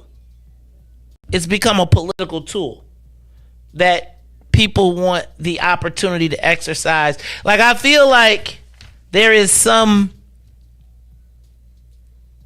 like, now there's this thing where the more woke you get, the more you get to point out everybody's pain and suffering is not equivalent. And I don't know where we fit in this history of this country, the city, the state, if you don't talk about race. I think our plight in this country is based on race. 100%. All right, y'all. It's the Maze Jackson Show. I'm going to let y'all go because I got to get ready. We got another interview coming up in a minute, and I want to get the whole hour in. So let's do this. Let's take a quick break, Riis, and then when we take this break, some of y'all should be en route to start making y'all way, boppers and boppettes, up north. Riis, then we're going to talk. When we come back, we're going to take a quick break. We're going to talk to Paul Vallas. He is a candidate for mayor of the city of Chicago, and he is stopping in to check in with us. We'll talk to him, and we're going to talk about, are we allowed to talk to him about race? Man, I'm talking to him about it all. We're going to talk about it all because I think that, I think Paul Vallas has an interesting story. He was like the pre-Arnie Duncan. Like, he was the pre-Arnie, like, the white dude that's cool with the black people. Like, I don't know if he could play basketball. We're going to have to find that out. All right, y'all. It's the Maze Jackson Show. We'll be back after these messages. And when we come back, we'll be talking to candidate for mayor of the city of Chicago, Paul Vallas, after these messages. The Maze Jackson Show. We'll be back after this break. WIIFTBPM. WIIFTBP. Media's just for you and me. WIIFTBP. Media's just for you and me.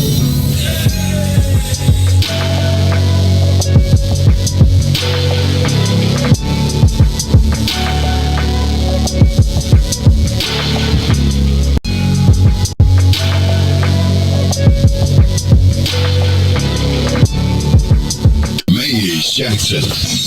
What's up, Chicago? This is your man, Maze Jackson, host of the Maze Jackson Show. You hear me every single day ask the question, what's in it for the black people? Well, finally, y'all, we've got an answer, and it's called the Black People First Party. Meet us every Saturday from 10 a.m. to 1 p.m. at TP, located at 5401 South Wentworth, Unit 17E. That's in the mall at 55th and the Dan Ryan. And you join us every Saturday where we are taking our politics black. We'll teach you everything you need to know about the game, from how to collect a petition, to how to knock on a door, to even how to become the next mayor of the city of Chicago. That's right, y'all. It is the Black People First Party. Meet us every Saturday, 10 a.m. to 1 p.m. at TP, located at 5401 South Wentworth in the mall at 55th and the Dan Ryan. And if you don't like it, you can still tell them Maze said. This is a black people thing you wouldn't even understand. Maze Jackson. Yeah. Ruthie Mo. Riis the ruler. Maze Jackson. This is the reparations interlude. We not asking, we demanding. So go on, make my payments high. Tell the government to cut them reparations, make them high. Not no SBA loans, just run the bread, make it high. Tell the government to cut them reparations, make them high. Look, and check it out. First drug lord was President Nixon. Oval Office was the trap house where he was tipping. Got the drugs from Nicaragua and gave us crack. Declared war on blacks. Man, tell him to cut the check and tried to make it seem like a revolution. CIA was the corner boys for distribution. We could tear this country in half for retribution. But I'd rather get some restitution, so tell him to cut the check. John Singleton, man, he already told y'all. He broke it down for you when he made Snowfall. They locked us all up and created whole laws. So send a message like a cold call. Tell them to cut the check. Look, we built this city. We built this city. Back, put this country together and gave him hella aid. Lot of blood, sweat, and tears. Over 400 years. Been punching the clock, but yeah, we still ain't got paid. Look, they paying the immigrants. They paid the Jews. Executive orders, man, they made the rules. I want my 40 acres, you can save the mule. Cause as of right now, we getting played for the fool. Look, for sterilization, the Tuskegee experiment, Rosewood, Japanese internment. Come on, was all paid out from the government. We waiting on our turn, we definitely earned it. So make my payment high.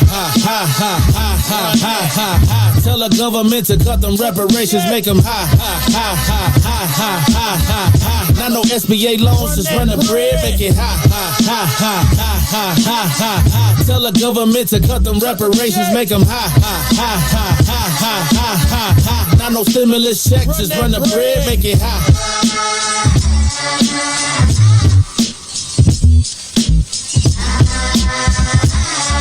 Yeah, Ruthie Mo, Riis the ruler, Maze Jackson. This is the reparations interlude. We not asking, we demanding.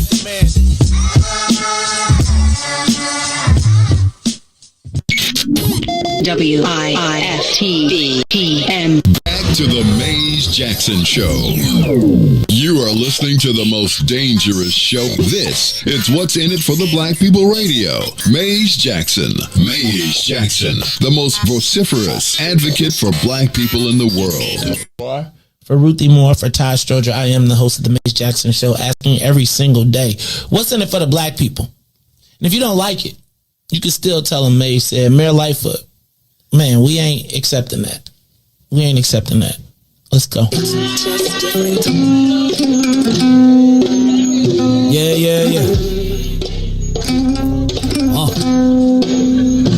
Let's get down to business and go ahead and address the facts, man. Lightfoot seems more lesbian than black. Rahm Emanuel's another case. He was just as tired. 50 closed schools left much to be desired.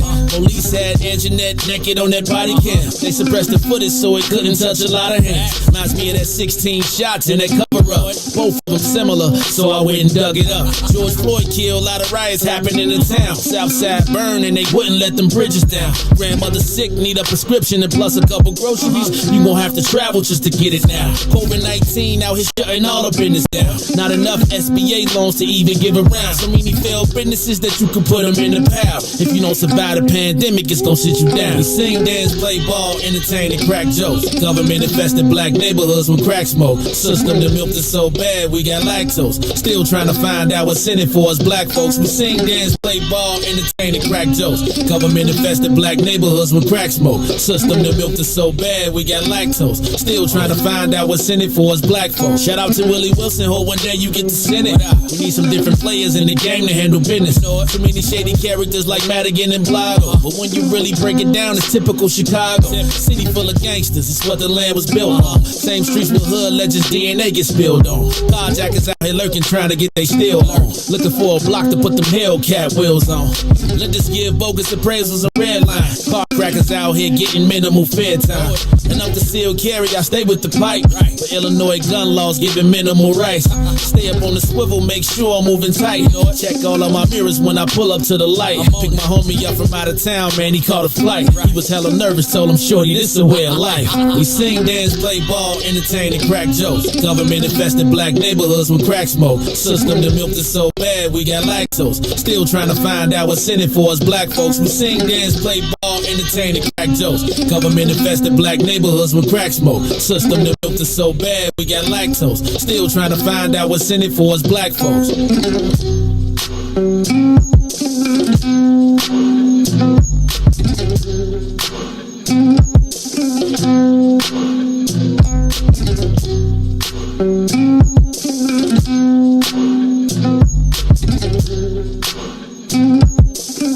Good afternoon, Chicago.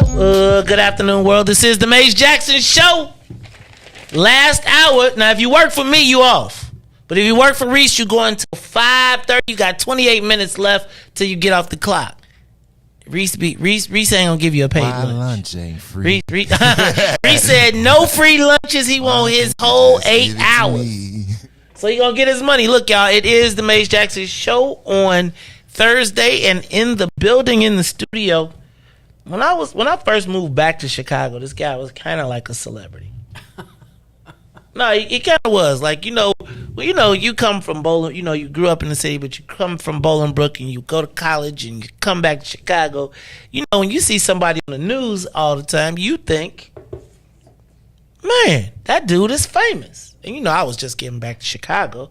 So, the president, the head of CPS was kind of like the man. I liken this guy to... I told somebody earlier today, I thought of him like the Bill Clinton of the Daley administration. Like the white guy that knew black people, right? Like that, the white guy that like the precursor to Arnie Duncan. Do you play basketball? No. Okay, so not the precursor to Arnie Duncan, but me, kind of like the Eminem-ish kind of guy that knows how to talk to the brothers. And, then he went away, ran for governor, didn't win for governor, but then came back. And you need to make sure you talk into the mic when you talk. And we can let it up. Okay. Let it up. Actually, we do it when we take the break. All right. And now we take the break when we go play the video. So, he is the one and only Paul Vallas. Welcome back to the Maze Jackson Show. Different locale, different station, same Maze. Nice. How you doing? Nice. You got to talk into that mic. Nice. Love it. All right. That's great. Well, thank you. So look, you have announced for mayor of the city of Chicago. So before we get into that, how about we do this? Riis, he didn't, it used to be people would have a big old event and announce that they was having, and they would have all the big guys stepping behind them and labor and right, and everybody be like, or sometimes brooms too, but they would have people with signs behind them, and they'd be like, this guy has a strong show of support. But now the process has evolved into the campaign announcement video, and I gotta tell you, Paul, I checked it out and I want to share it with the audience. So Riis, you got me ready? All right, I'm going to switch over. You all, next we're going to play your campaign announcement, Paul, and then we're going to jump back into a conversation. Okay. Here we go. You all are now hearing the campaign announcement from Paul Vallas. We built Chicago, not only with steel and sweat, but with hope and grit. A city of immigrants, dreamers, and doers. That's how a great city rises. But now, Chicago Public Schools aren't putting students first. Lead in our water is poisoning children. Sky-high property taxes are driving people out of their homes. Violent crime is rampant. Chicago is burning. When the people in power are too incompetent, combative, or corrupt to tackle these challenges, that's how a great city can fall. I'm Paul Vallas. I was born and raised in Roseland on Chicago's South Side, and I can't stand seeing our city like this. But no matter how bleak things seem, Chicagoans will never give up on the city we love. Not ever. When Chicago Public Schools faced bankruptcy, they called me, and I balanced multi-billion-dollar budgets year after year. When New Orleans was devastated by Hurricane Katrina, they called me, and I oversaw the transformation of a failed school system into one that gives parents 100% educational choice. When Lori Lightfoot turned her back on Chicago's finest, they called me, and I brought an end to years of deadlock. When I'm mayor, police officers will be allowed to do their job and arrest lawbreakers. Tourists, commuters, and residents will no longer fear coming downtown. Every child will have access to a high-quality education, no matter how much their parents make or which neighborhood they live in. Chicago will once again be the city that works. I'm Paul Vallas. I can and will deliver. I've done it before, and for the city I love, I'll do it again. Chicago has real problems. I've got real solutions. That's how a world-class city like ours rises again. Ladies and gentlemen, let me introduce you to the one on. Oh, let me. Oh, Did I do that? Now we got it. Terrific. Sorry about that. All right, ladies and gentlemen, let me introduce you to our guest today, and now candidate for mayor, Mr. Paul Vallas. Paul, welcome to the Mays Jackson Show. Thanks. Very shortly, we're going to wake up the Lions and get you into the Lions Den. Okay. But I'd like to give you an opportunity to introduce yourself to our audience and tell us, why are you running for mayor of the city of Chicago? Because the city's in trouble. Look, crime is an epidemic, and it's spreading throughout the city. The school choice, people are fleeing the school system in record numbers. You know, Mays, we have fewer students in the Chicago Public Schools now than we had when the Germans were invading France in World War I. I mean, literally 18 years. And wait, say that again? We have fewer Chicago Public School students in the schools today than we had over 100 years ago. And we've lost enrollment for 18 consecutive years. Since I departed and enrollment grew by almost 40,000 during my tenure, the system has lost 110,000 students and falling. We have a black middle class that has all but left the city. Over the last 20 years, 254,000 blacks have left the city, overwhelmingly middle-income families with school-age children. And we have the highest property taxes, the highest fines and fees of any big city in the country. So the bottom line is the city is under siege. And when it comes to violence, the schools are in a free fall, and we are in a tax and spend cycle, or a tax and waste cycle that is unprecedented. And I believe I have the skills and the knowledge and the experience to tackle those issues. So you said a city that I think I heard in your announcement, and correct me if I'm wrong, a city we can rise again. Have we fallen? I believe we have. I believe our school system has never been worse.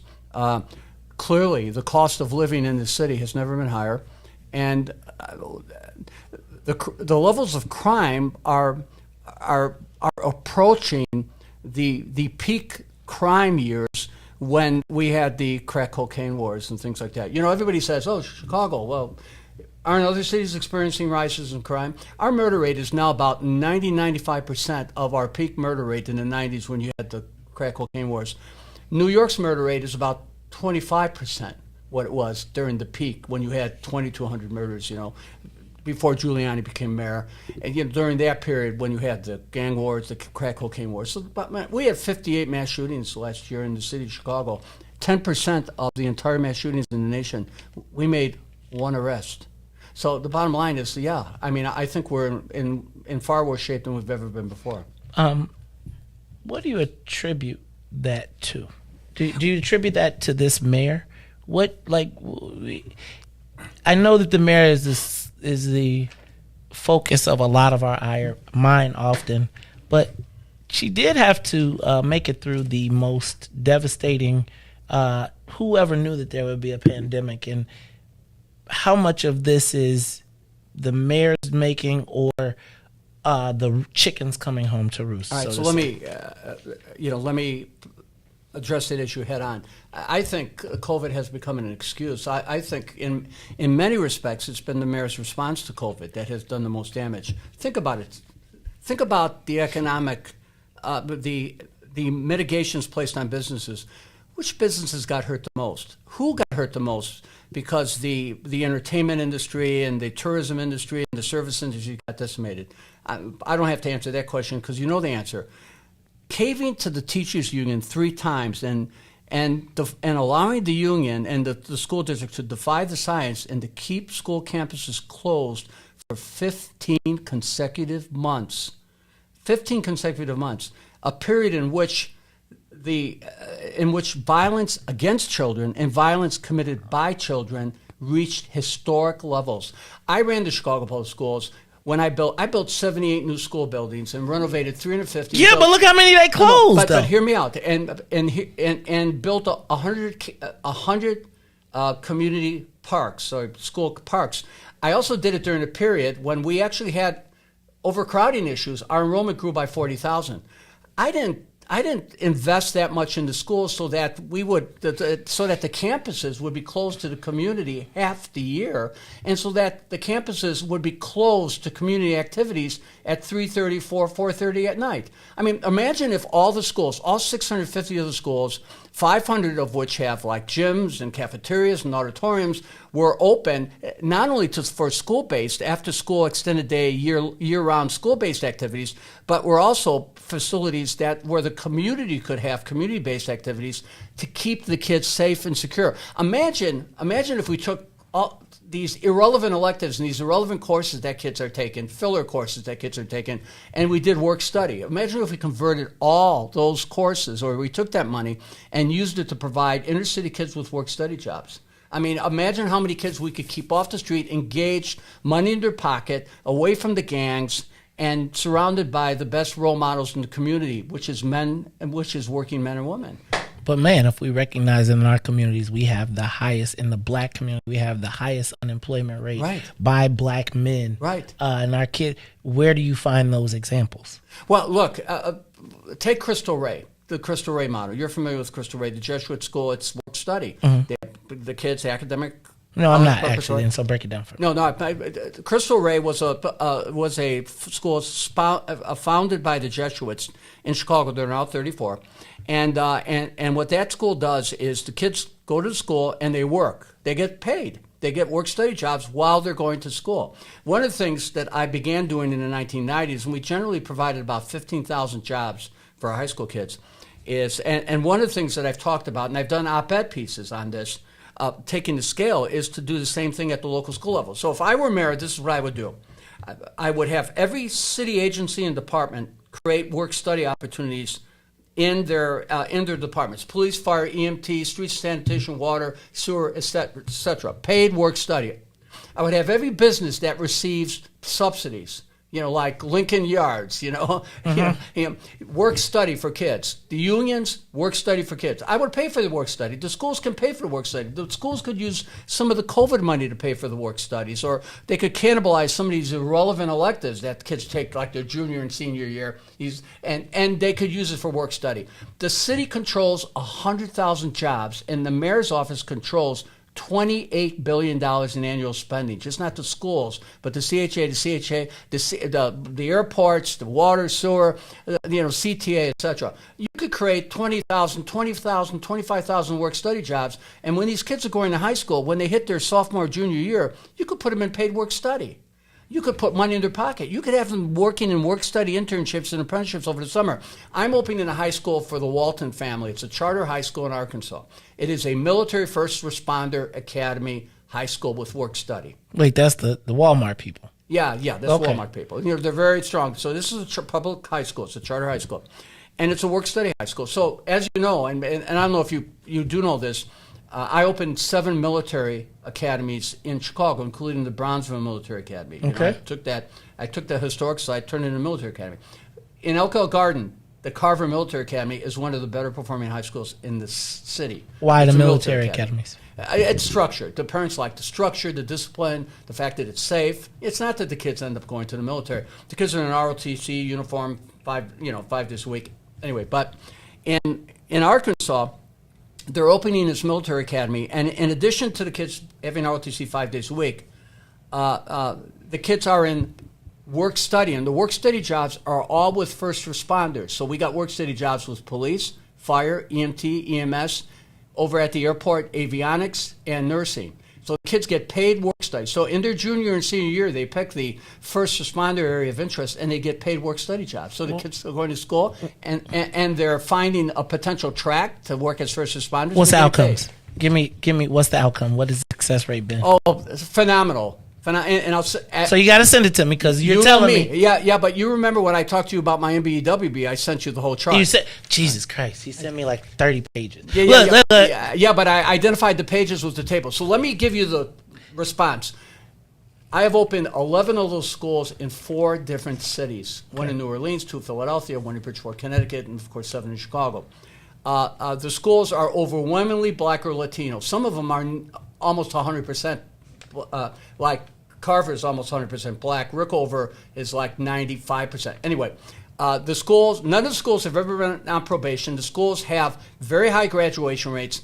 Some of the schools are the top performing schools in their cities. In New Orleans, the New Orleans and Maritime Academy, as you know, I went to New Orleans to rebuild the schools after Katrina. That high school is among the top 3 high schools in the entire state. It is 87% black and Latino. So let me stop, because that's one of the things that one of my challenges is, Paul, and you know I'm a pretty frank guy. Yeah, you are. Is for the black community, it often seems as though the only people that have the opportunity to participate in the salvation of black people are what I like to call magic Negro conjurers, right? People who have this space where I can have all the best plans in the world, but there's no way the Waltons are giving a black dude that opportunity. Yeah. How do we... And so the challenge I have a lot of times is that when I see people like you, Paul, I think that... Let me back up. Tell me who helps you. Who are the black people along the way that have been the follow-up to your implementations, and what has been your legacy to create black leaders who can walk behind the stuff that you've done? So let me respond. There are at least 34 superintendents who at one time or another worked for me, covering all my districts. Close to 75% of them are either black or Latino. So you know I care about black. That's just a fact. This is Latino. I'll give you the list, but the majority of them are black. Okay. And they're great superintendents. And incidentally, 2 have become secretaries of state. And of course, Arnie Duncan was the assistant to my chief of staff. Diane Griesby Jackson. Okay. So I want to respond that I've got a legacy. And that doesn't include the CFOs or CEOs or individuals like Michael Johnson, who I recruited from Englewood. Okay. And then I took to Philadelphia to become my chief operations officer in a department that had maybe 1 or 2 blacks. And of course, Michael ran that department. Now he runs one of the most successful boys and girls clubs in the country. My point is, I've always had a history of nurturing talent and promoting them and giving them opportunities, and they've been overwhelmingly black and Latino. Now, let me also answer the second question. My success, particularly as an educator, has been rooted in my ability to identify talent from within the system and to take that talent from city to city. The core group of educators, like Dr. Cosette Buckney, like Dr. Blondine Davis, like Lula Ford, like Wilfredo Ortiz, like Craig Williams, all of whom, many of whom became superintendents in their own right. Many of them not only worked for me in Chicago because I promoted from within. When I took over CF, I promoted the entire education, the education leadership from within. I brought some finance people from without because the schools were a financial mess. I brought them over from the budget office. But the educational leaders, I voted from within. They went on to go to Philadelphia with me. They went on to go to New Orleans with me. Some of them went on to go to Bridgeport with me. Cosette Buckney negotiated my 4 teacher contracts in 4 different cities. She works for me this day. So the point is, when I went to Haiti, when I did my work in Haiti and in Chile, I brought educators from the Chicago public schools to work with me in Haiti and to work with me in Chile. And I've been, Haiti put me in the hospital 3 times. I spent almost 4 years going from Haiti to Chile and doing some of my international work. So I've been carried, I've been formed, I've been informed, I've been molded by the individuals, by the leaders, by the African American educators who I have collaborated. Marilyn Johnson, who just passed away yesterday, was my corporation counsel for 6 years. When I went and I did my work in the Justice Department for Sally Yates on how to create education and occupational training alternatives to incarceration, Marilyn and Terry Hilliard and others were part of that team. You got receipts. Okay, right. I got you. I'm going to give you your receipts. You got receipts. Okay. So, sorry. No. Don't be sorry. I want you to talk, but I'm going to... Hey, Reis, get my buzzer. I appreciate Reis, get the buzzer. We gonna have to. I told you, Paul is super informed, so we gonna have to get. He gotta get his buzzer. Now, I'm overly caffeinated. Paul. So I want to go back because you said something in the beginning that caught my ear. I heard Bill Daley mention it some years ago when he was planning to run for mayor last time. And you mentioned the black middle class. And I got to tell you that so it's a weird place, right? Because if you were to poll or ask anybody black, did they like Daley, or they probably like, no, I hate her, unless they were part of the crew. But there did seem to be a thriving black middle class in that universe. Now, I don't know that there was an upper class, and I think there was definitely like a ceiling. But at least there was a path to middle class. And I think about you, because I think about you, I used to say you was the cool white boy, right? Like you was the cool white boy in the Daley administration that you always seem to have black people around you. You seem to speak from a hymn book that at least made you know who you were serving at that time. Yeah. Where did the change in the relationship between CTU and CPS come about? Because I feel like somewhere in that change is also the change of the opportunity to middle classdom for some way. Help me understand that change, if you don't know. Or do you know what I'm talking about? I can't really. No, I understand. I mean, what happened? We had a great relationship with CTU. I negotiated 2 consecutive contracts with the late great Tom Riis, and even with Debbie Lynch's success. I never went to Philadelphia and had great relationship with Jerry Jordan and late Ted Kirsch there. So I don't know where it broke apart. I mean, clearly there was a change in leadership in the CTU, and perhaps a more radical wing of the CTU took responsibility. But I think there are also things that the city did too. Like what? They negotiated contracts that they reneged on. Okay. Then Rahm Emanuel turned around and he tried to.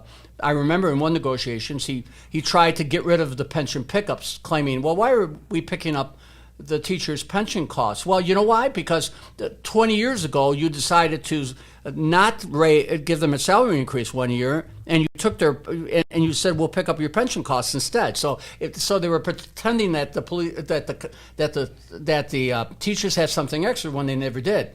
I think Renaissance 2010, which was a disaster, taking all those schools and converting them was a big mistake, and and displacing the kids who were in those schools. And I think Rahm Emanuel's strategy for closing schools was an absolute disaster without having alternative plans for those individual schools. So at the end of the day, I think that a lot of decisions were made at the administration level. Look, I was pressed when I was at CPS. They wanted me to close schools.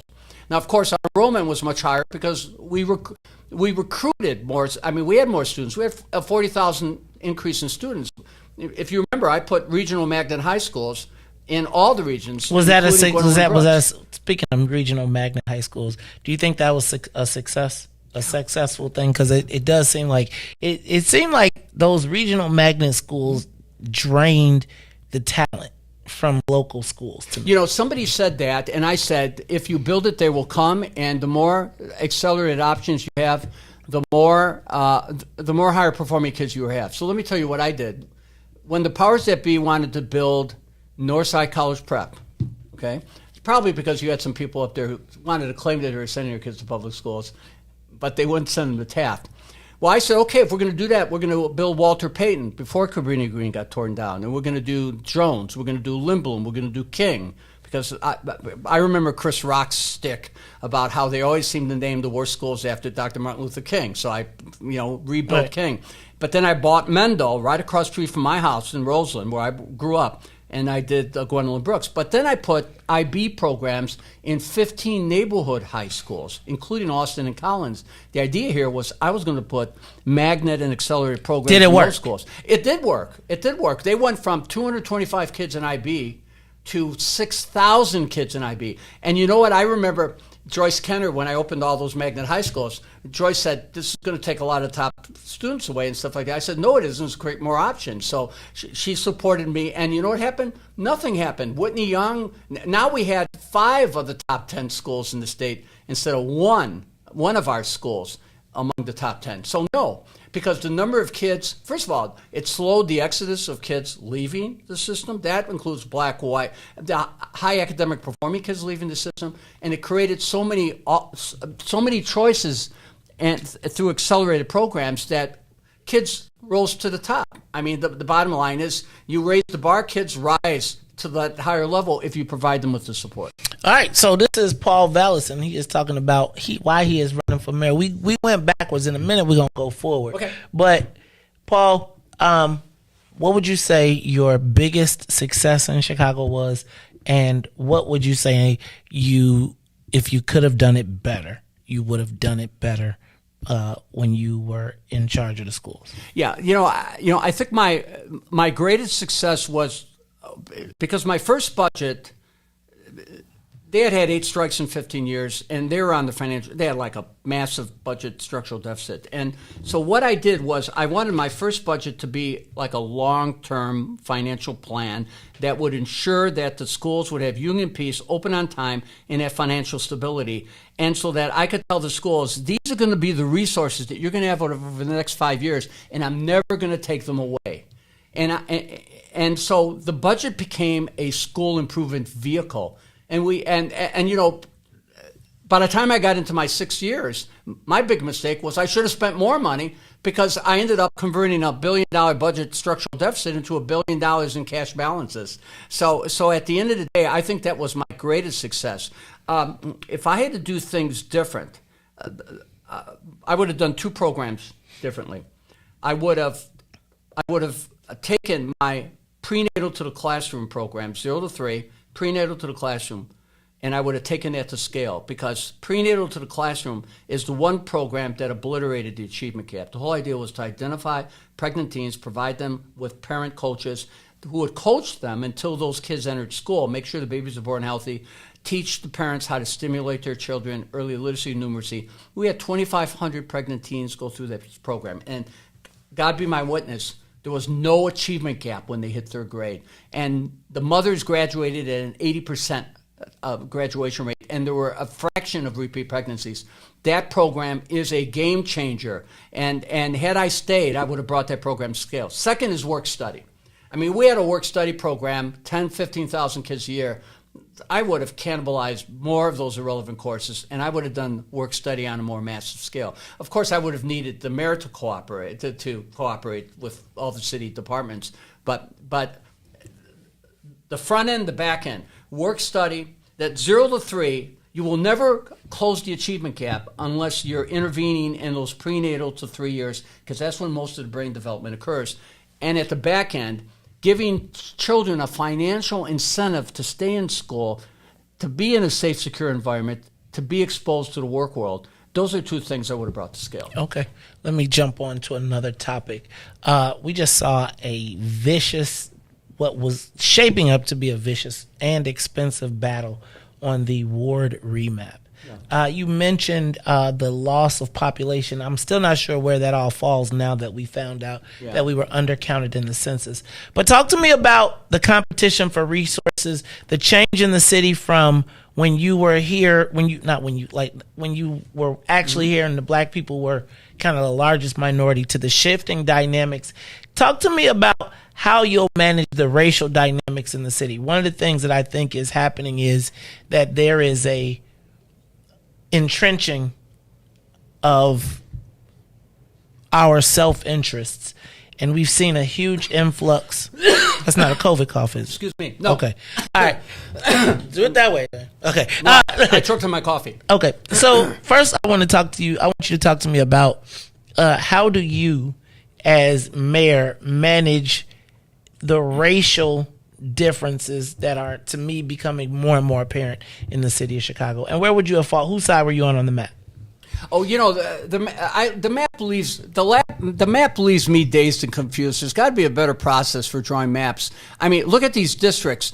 Leonardo da Vinci's graphic portrait of your interior circulation system is more uniform than the maps. Okay, so you know what to do. I will punt on the map issue because it left me dazed and confused. And God knows which map: the original map, the amended map, the map that the loyal minority put out. I mean, so see, are you confused about how do we talk about people now? So I don't. So no, I'm just saying, I'm just telling you, it left us all dazed and confused. Let's face it. Am I right? Yes. So I'm going to tell you, I've been here lately.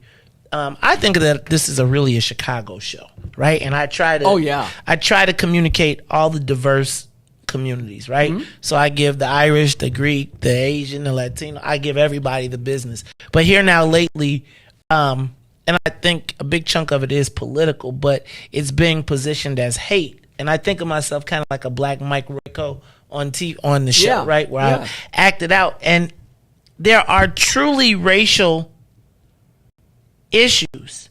There's a competition for resources that is going on in this city. I think it's playing out right now with the $187 million that we spend in violence prevention dollars and where it's going. But talk to me about how does a Paul Vallas manage race and different communities, especially the emerging communities, and as they want to explore their power, sometimes even at the expense of black folks who've been here longer. All right, by basically changing the way we allocate our budget resources and realizing that if we're going to revitalize the community, we have got to create local ownership and local wealth, and that's not what the city does. The city creates more dependence, but they're not creating independence. All right, so let me give you an example. Give me an example of how you do that, or let me give you an example of what I would do. Because successful generations. For example, when you look at immigrants, and I'm just not talking about Latino immigrants. I'm talking about, I spent an enormous time in Haiti, the most successful. Right, but we get sent back on the boat. But the most successful black immigrants in America are the Haitians. I mean, the Haitians send back $3.5 billion to that island, to that struggling island every year to help their communities. The whole idea is the building of community, of local ownership, and the building and the accumulation of local wealth, because that gets transferred from generation to generation, and we don't do that. We'd rather people be dependent than independent. So let me tell you what I did, and I have to do this on a smaller scale because this is what I did when I was in the Chicago Public Schools, and this was a no-brainer for me.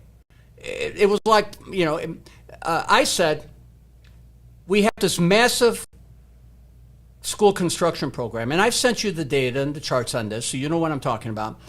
and which became a $3.2 billion construction program. And then, of course, we handed out hundreds of billions of dollars in professional service contracts.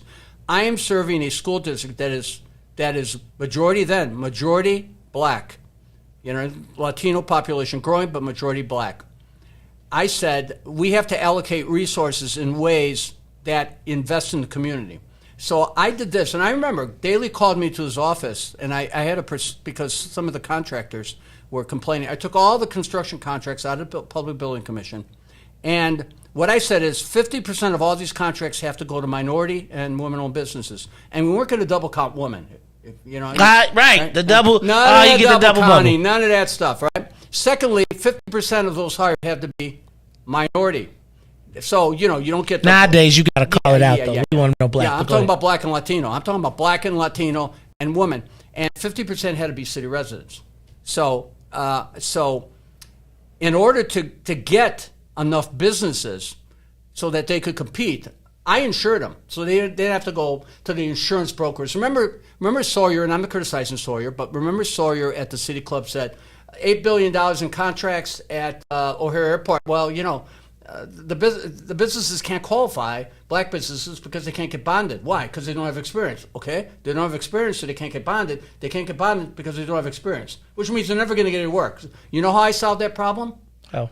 I solved that problem by insuring them myself. So I got rid of Mickey Siegel and Near North Insurance and kicked them all out and suffered for it, I might add, when I ran against Blagojevich, and all those guys spread the word that I couldn't be trusted. I wasn't reliable. And I brought the insurance. They did wraparound insurance. So Perry Ermer over at the DeSable Museum managed that. Rusty Castillo, they managed that process.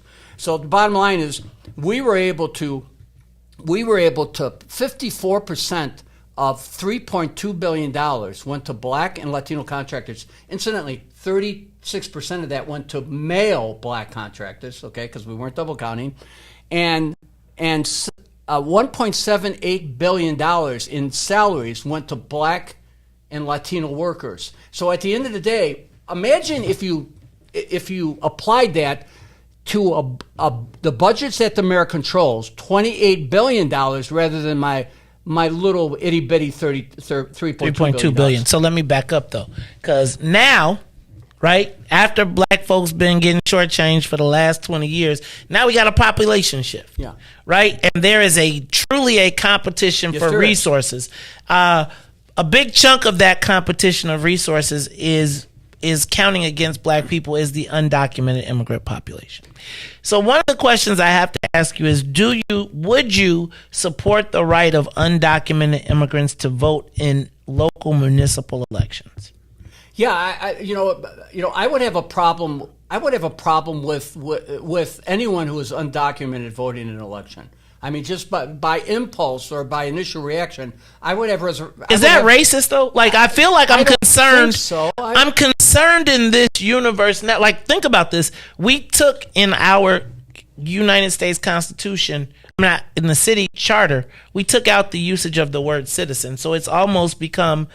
I almost feel like if you don't support that, you can be considered anti. Yeah. And I'm not anti-immigration. I think there's a story, but I do think that there should be a process. Yeah. And I'm concerned, and just real quick, that there is a plan afoot to allow undocumented, like we saw in New York, where undocumented immigrants are able to vote in municipal elections. Look, how does that work? I think that should be an issue that should be vetted, because as you pointed out, you said the important word. You didn't say no. You didn't say we want to restrict those who can vote, but there needs to be a process for determining who is a legitimate voter and not a legitimate voter. But let me tell you something. The problem, the political elite play this divide and conquer game. Man, we see it. I mean, we saw it when Rahm Emanuel was going to run for re-election. Notice he wanted a bunch of black candidates in the race, but he didn't want any Latino candidates in the race. He certainly didn't want a white candidate in the race. And he knew McCarthy was going to enter the race. He was in a vengeful mood. But when I got in, it was like, oh, Vallas is in there, man. I knew because I had the M plates like following me around and checking my city residency. So it was kind of funny. I knew I was being targeted. The bottom line is there are enough resources address the needs of the entire community. I think I demonstrated that when I built my 78 new schools in Chicago. Now, I would say half of those schools were built in Latino communities where there were the new schools where there was severe overcrowding.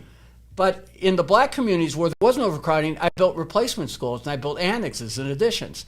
When I did my MBWB, everybody thrives.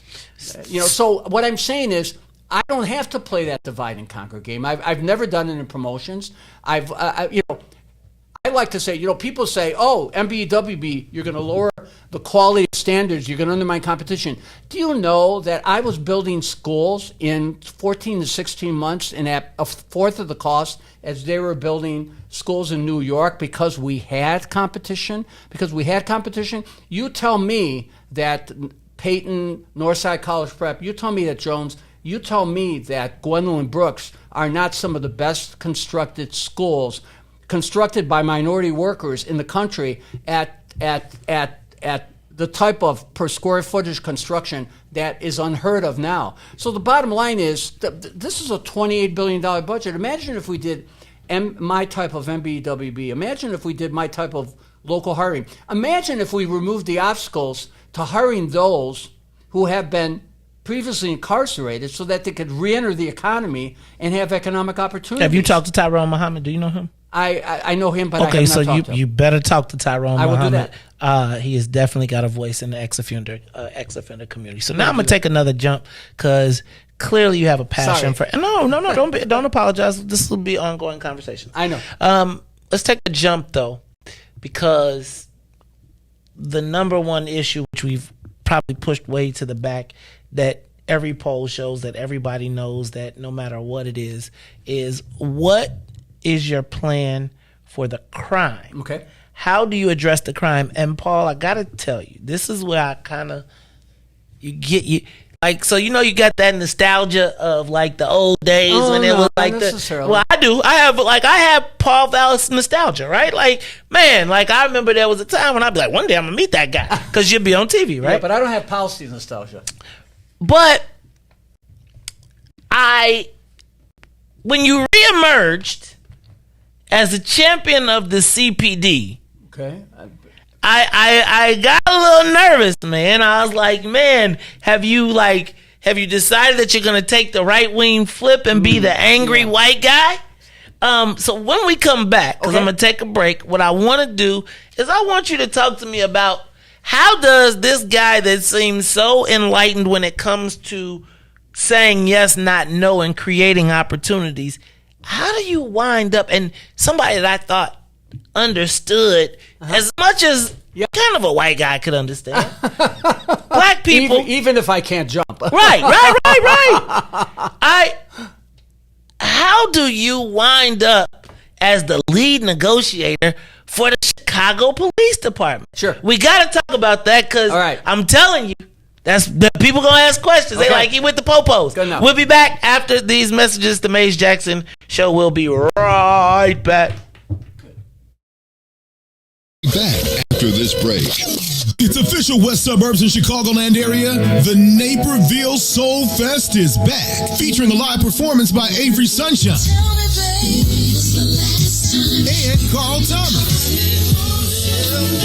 on Friday, June 3rd, and Kindred the Family Soul, Selena Johnson, and Riis.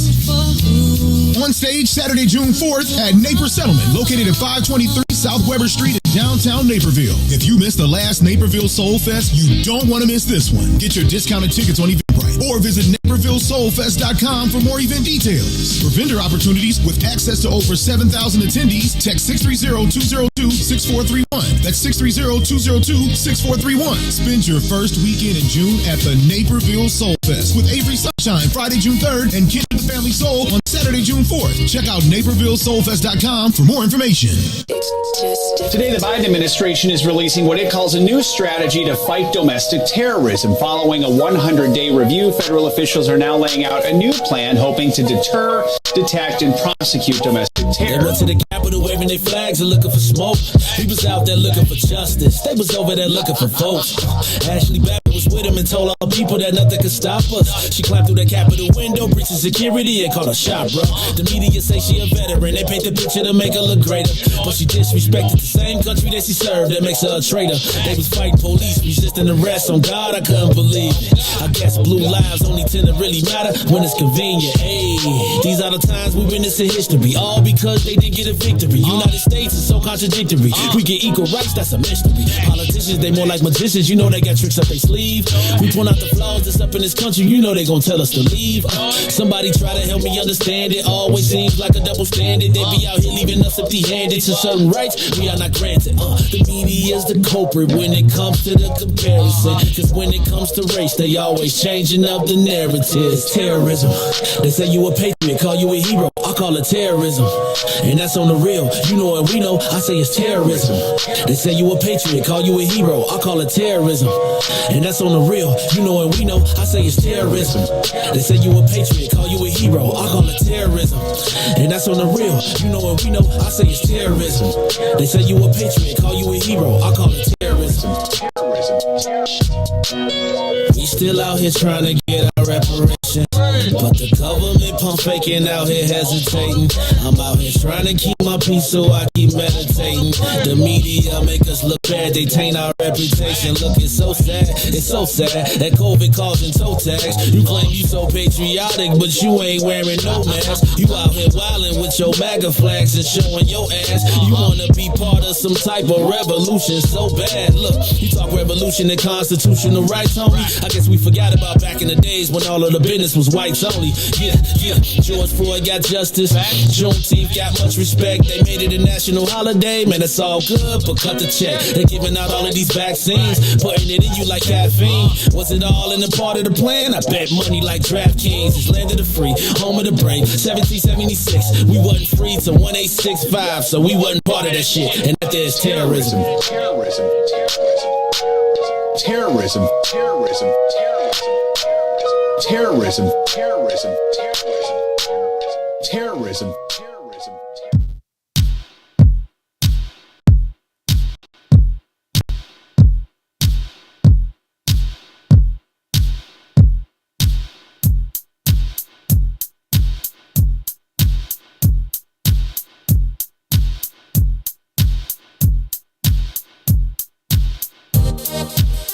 What's in it for the black people? What's in it? What's in it for the black people? I'm in it. What's in it for the black people? What's in it? What's in it for the black people? I'm in it. For the black people. For the black people. For the black people. For the black people. For the black people, for the black people, for the black people, for the black people. What's in it for the black people? Let's hear it. What's in it for the black people? Don't fear it. What's in it for the black people? Let's hear it. What's in it for the black people? Don't fear it. For the black people, for the black people, for the black people, for the black people. You are listening to the Maze Jackson Show. I am live in the studio with Paul Vallas. He is a candidate for mayor of the city of Chicago. Riis, I think we might have made it to the big time. Everybody getting announced on the mayor, and then they want to come get on the Maze Jackson Show. Riis, I can't wait till it's mayoral advertising time. They better come on the Maze Jackson Show. We want not. You know what? So I gotta tell you, Paul. It's really so. Willie Wilson's been on. Mm-hmm. Ray Lopez has been on. You have been on. I sometimes think that I'm probably more dangerous for black folks because they might have to deny me. Like a white guy can come on the show and be like, "Hey man, I'm just talking," but like I just feel like sometimes because I'm not I haven't been as politically correct as I should. People are like, and now that race is now being used as a tactic in the toolbox, anything you say can and will be used against you. And so I don't want to make white guys. Well, Willie Wilson said he don't care about nobody. He tired of people telling him what to do with his money. You say I'm coming on the show. Like, I was amazed. Well, when I got the phone call, I'm like, hey man, you sure you want to be on the Maze Jackson show? I've reached out to you a couple times. You certainly have. Let me tell you, you're asking, are you dangerous? You're dangerous to anybody who comes on the show who's not ready to answer the question and give you a serious response. Bam. Period. That's it. Damn. That's it. Did you turn that? Could you turn? Could you step into the mic? Say that one more time. No, I'm telling you. Make that a spot. This is a commercial. If you do it right, so it can be a good commercial. You are dangerous to anybody who comes on the show and wants to give you like rhetoric or campaign slogans and isn't going to give you an honest answer, because you're not going to let them off the hook. Period. So that's who you're a danger, and I'm not afraid of you because I believe I can offer you honest answers. And even if you disagree with me, and even if you disagree with me, you're at least going to respect the fact that I had the cojones, as they like to say, to give you the right answer. Bam. Or not the right answer, but your answer, because it might not be right. So one of the things, Paul, that I do on the show, and I've been letting you kind of get away with it, because we're on What's In It for the Black People Media, we want to. You can talk to whoever else. When you talk to them, when you go to the Polish station, talk about the Polish stuff. When you come on the black station, for us, and I understand you as the mayor have to balance that, right? Yeah. But for a long time, we've been lumped into this minority category. Yeah. And as we've gotten lumped into the minority category, we've gotten diluted. And now we're at the short end of the stick. And now at the short end of the stick, if I speak on it, then I'm anti somebody else when I want to fight for my own self-interest, which I learned from my good friend Juan Rangel a while back. It's funny, Juan tells me about when the tables were turned and he was trying to climb right. And the Latinos were trying to get a piece of the black people's pie and his negotiations, and you was like, they got the numbers, so we go. So I appreciate that. I feel like at least we knew that it was going to try to get split up. But Paul, before we went to break, man, I told you when I was young, first came to Chicago, you were a political celebrity, from the mayor's budget director to being the head of CPS. And I feel like then you went, like even when you look at the commercials, you went to places where black people have been in pain and suffering and tried to do, you like a traveling father flaker, right? So my question then becomes, though, how do you then become the chief negotiator for Chicago Police Department in the face of knowing that these are the people that we just watched shoot Laquan McDonald 16 times? All right, so let me respond by saying that the police hadn't had a contract in 4 years, and it was an impasse, not only on compensation, but on accountability.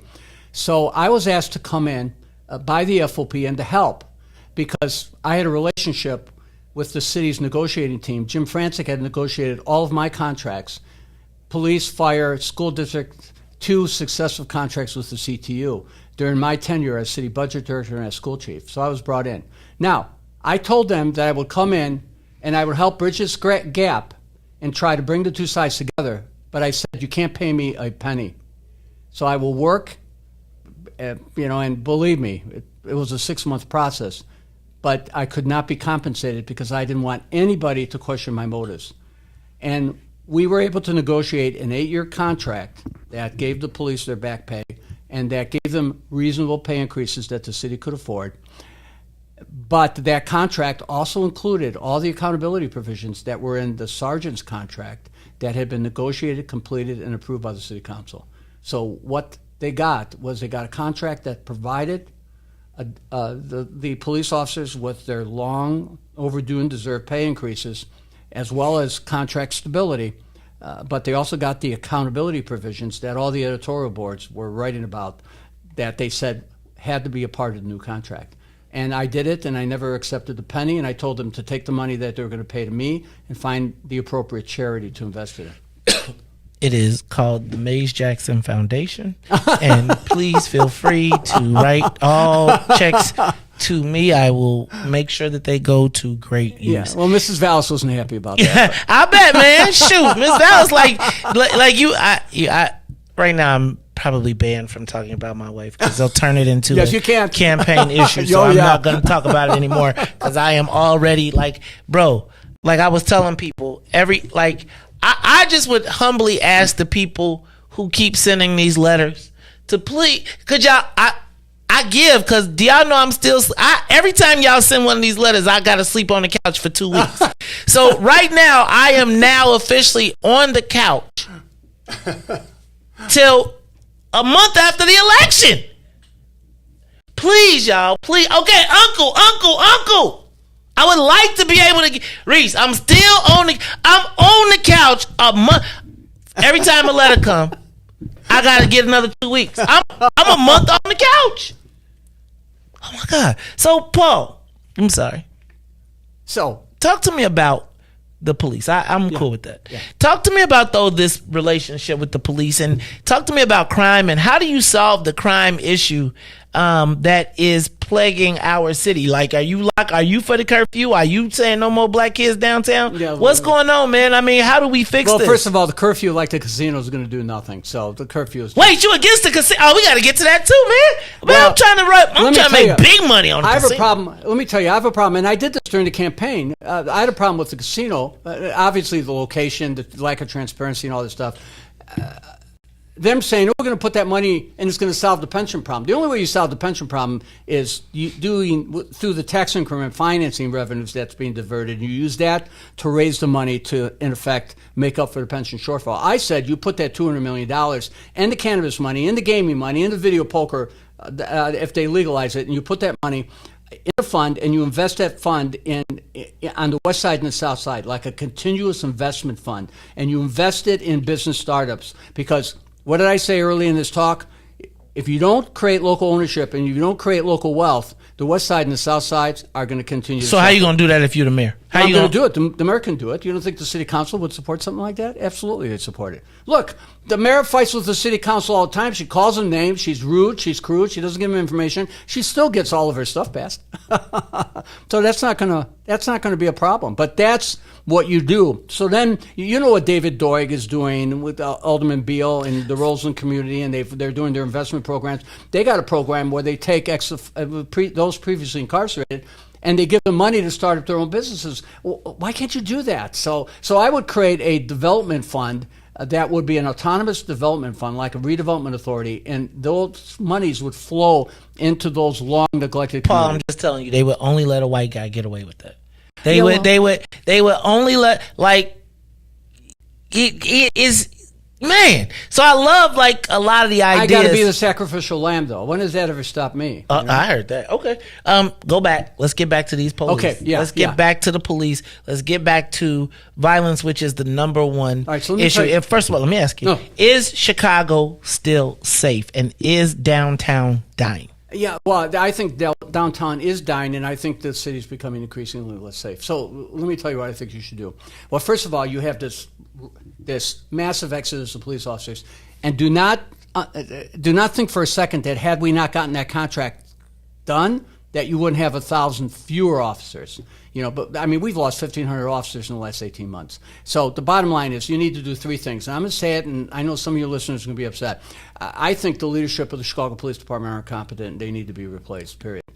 We might all agree on that. I think I don't think there's no disagreement on that one. Number two, they have got to get back, Maze, they got to get back to school, to community-based policing, where they're taking these officers and they're pushing them into the local districts, because you've got to have beat cops who the community knows, and cops in the community who know the community and are familiar with the community, and that's not what they're doing. The third thing is they've got to return to proactive policing, but I'm not talking about I'm not talking about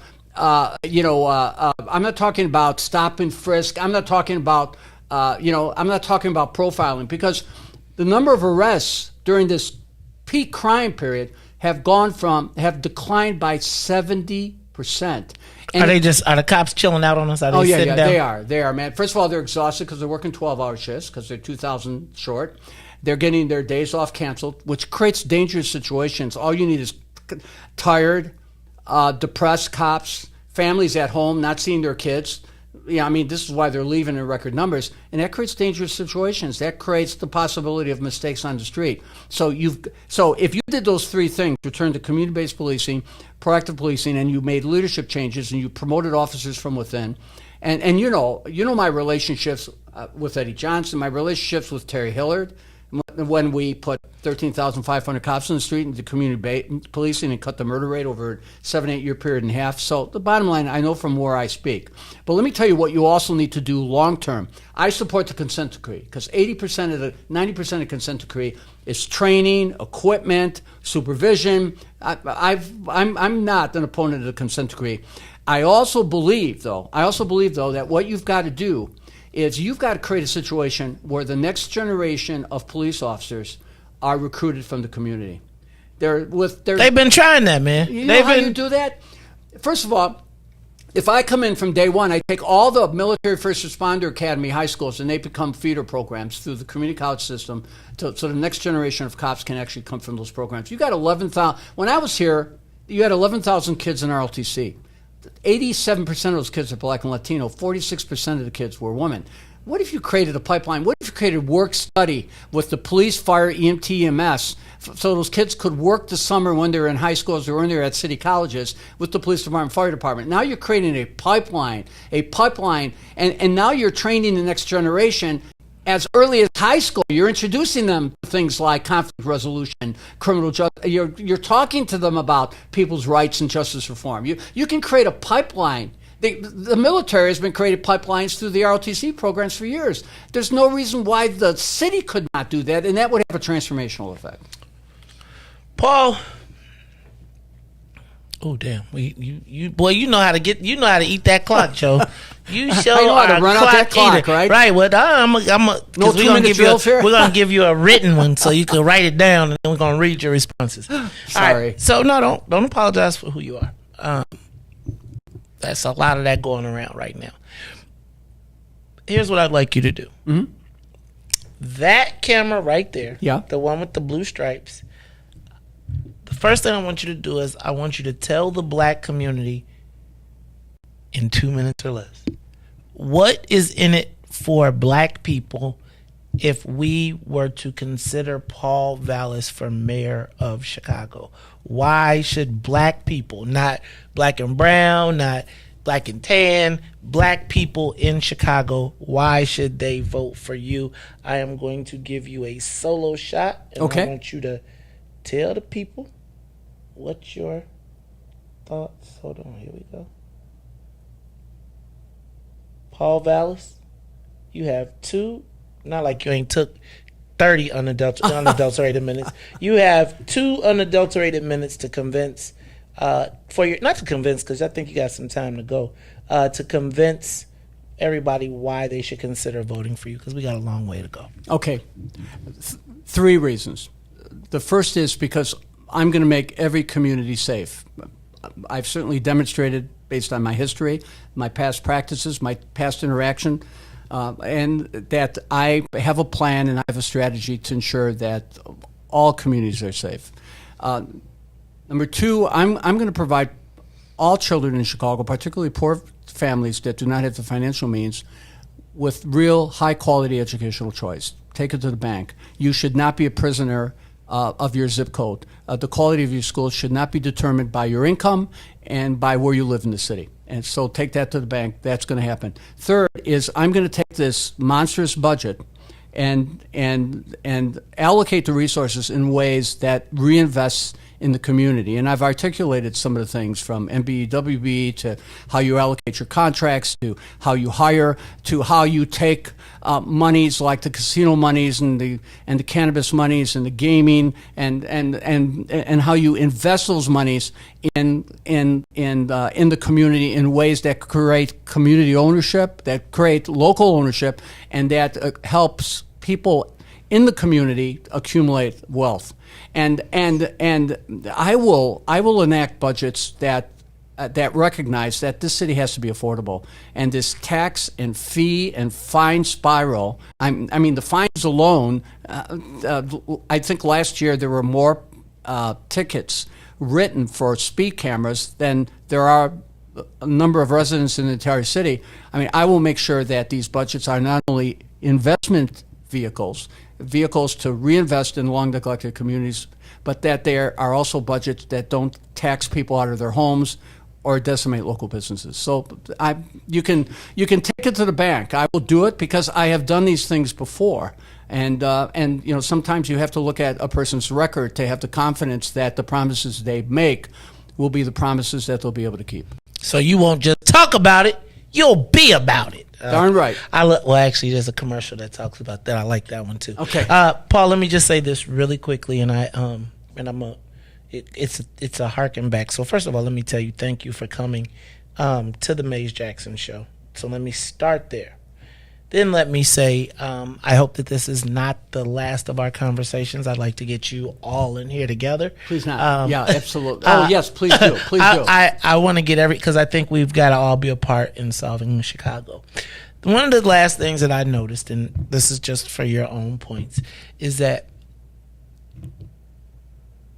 in probably Chicago is at the forefront of this, and I think you'll start to see it as you travel around the world, is that there have always been these code words that are used to imply black, right? We used to say community, and when we said community, then we knew that meant black. And I think I'm interpreting when I asked you to those answers. But I am going to tell you that black folks in Chicago specifically, as we have seen that word minority expand, people grow in, even as we talk about racism, there are these broad catchwords That's right. that don't get to the specificity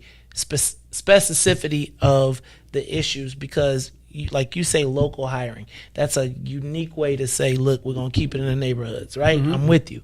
I think as you move through, and I'm gonna tell you, when you come to this platform, talk to the black people, Exactly. right? Like, it's not a bad thing to say black.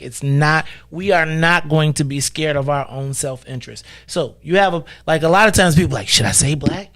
We want to know what's going to happen for black people. I have no problem. And let me tell you something. You've made that comment before, and I coming on and being interviewed like you is going through one of those TED Talks, because if you don't come away learning something from that interview, then you haven't been listening. You've been doing too much talking. God knows I do too much talking.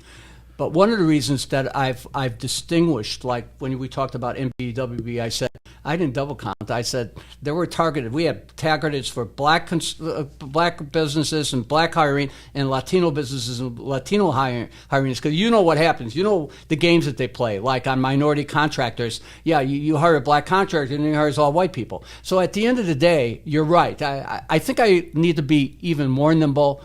Your constructive criticism is well taken, but I never shy away from telling you. No, I don't think you have, and that's why I'm giving it to you, because I think one of the things that happens is everybody is okay now to say Latino, but then it has to be a broader space. If you're talking to black folks, you can't say black. You got to say right. Black and brown. Yeah. You got to say people of color. You got to have this, and then everybody. But when you go to the Polish community, when you go to the Latino community, right. they say, talk to us about what's specifically for us. And so as we go through this process, it is my sincere hope that we can make sure that the black self-interests, not in opposition to anyone else. I believe that you are going to have to address the Asian American community, and they're going to have their self-interest. You're going to have to address the LGBTQ community. They're going to have their self-interest. We have no opposition to that. But Mace, I got to tell you something. It's really important. This is a $28 billion enterprise. They spend $28 billion a year. I'm not even counting the TIF money or some of the capital like the O'Hare initiatives.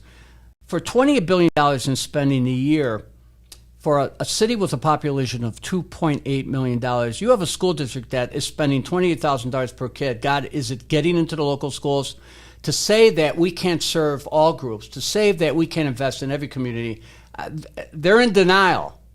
I'm not saying I did everything. You know, some people said you had a lot of success in the Chicago public schools. Other people will say, well, you were like Gorbachev trying to save the Soviet Union. The bottom line is it can be done. I would not be running if I didn't think it could be done. And God knows if there was somebody there who I think had the experience and knowledge and track record to do it, you know, I would be lining up behind them, because believe me, this was not on my bucket list. But your points are well taken. I'm committed. The community helped mold and make me who I am. Black people help. Black people made it happen. It's part of the reason that I. So don't be ashamed to say our name. Don't be ashamed to back. And I don't think you're ashamed. No, not at all. But I want you to come. Just like you can say, nobody is embarrassed when they say Greek American. They're not. They're just, man, it's a symbol of pride. We are proud to be black. Absolutely. We are proud of our heritage. And I just want you to, I want to say, man, I appreciate you coming here. Thanks for having me. We're going to have you come back as well as the other candidates. But I think the one thing I want to tell my audience, right? And I let them talk a lot, is that you gotta pay attention to the people who want your support. Who this ain't on everybody's list. Matter of fact, it gets crossed off of some people's list depending on who they talking to. But there is a significant constituency, and all I want y'all to do is be able to see and talk to everybody. Absolutely.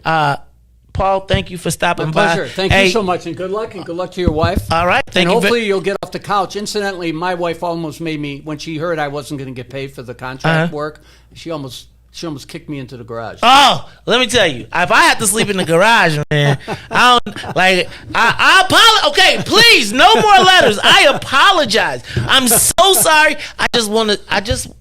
Paul, I can't get back into bed a month after the election. I'm going to be on vacation, sleeping on the couch in the sleep. It's ridiculous. Hey, man, it was great having you here. I appreciate you. Hey, and shout out to my man, Juan Rangel, who is in the building. You know Juan from Uno. He was one of the people that was building schools. What I did not get to you was charters, success or failure. But we'll save that for another conversation. Okay. All right, it's the Maze Jackson Show. So for Maze and Riis, sometimes Ruthie, I am the host of the Maze Jackson Show, where every single day we ask the question, what's in it for the black people? And if you don't like it, you can still tell them. Maze said, we out of here. Peace. Let's get down to business and go ahead and address the facts, man. Lightfoot seems more lesbian than black. Rahm Emanuel's another case. He was just as tired. 50 closed schools left much to be desired. Police had Anjanette naked on that body cam. They suppressed the footage so it couldn't touch a lot of hands. Reminds me of that 16 shots in that cover up. Both of them similar, so I went and dug it up. George Floyd killed, a lot of riots happened in the town. Southside burned and they wouldn't let them bridges down.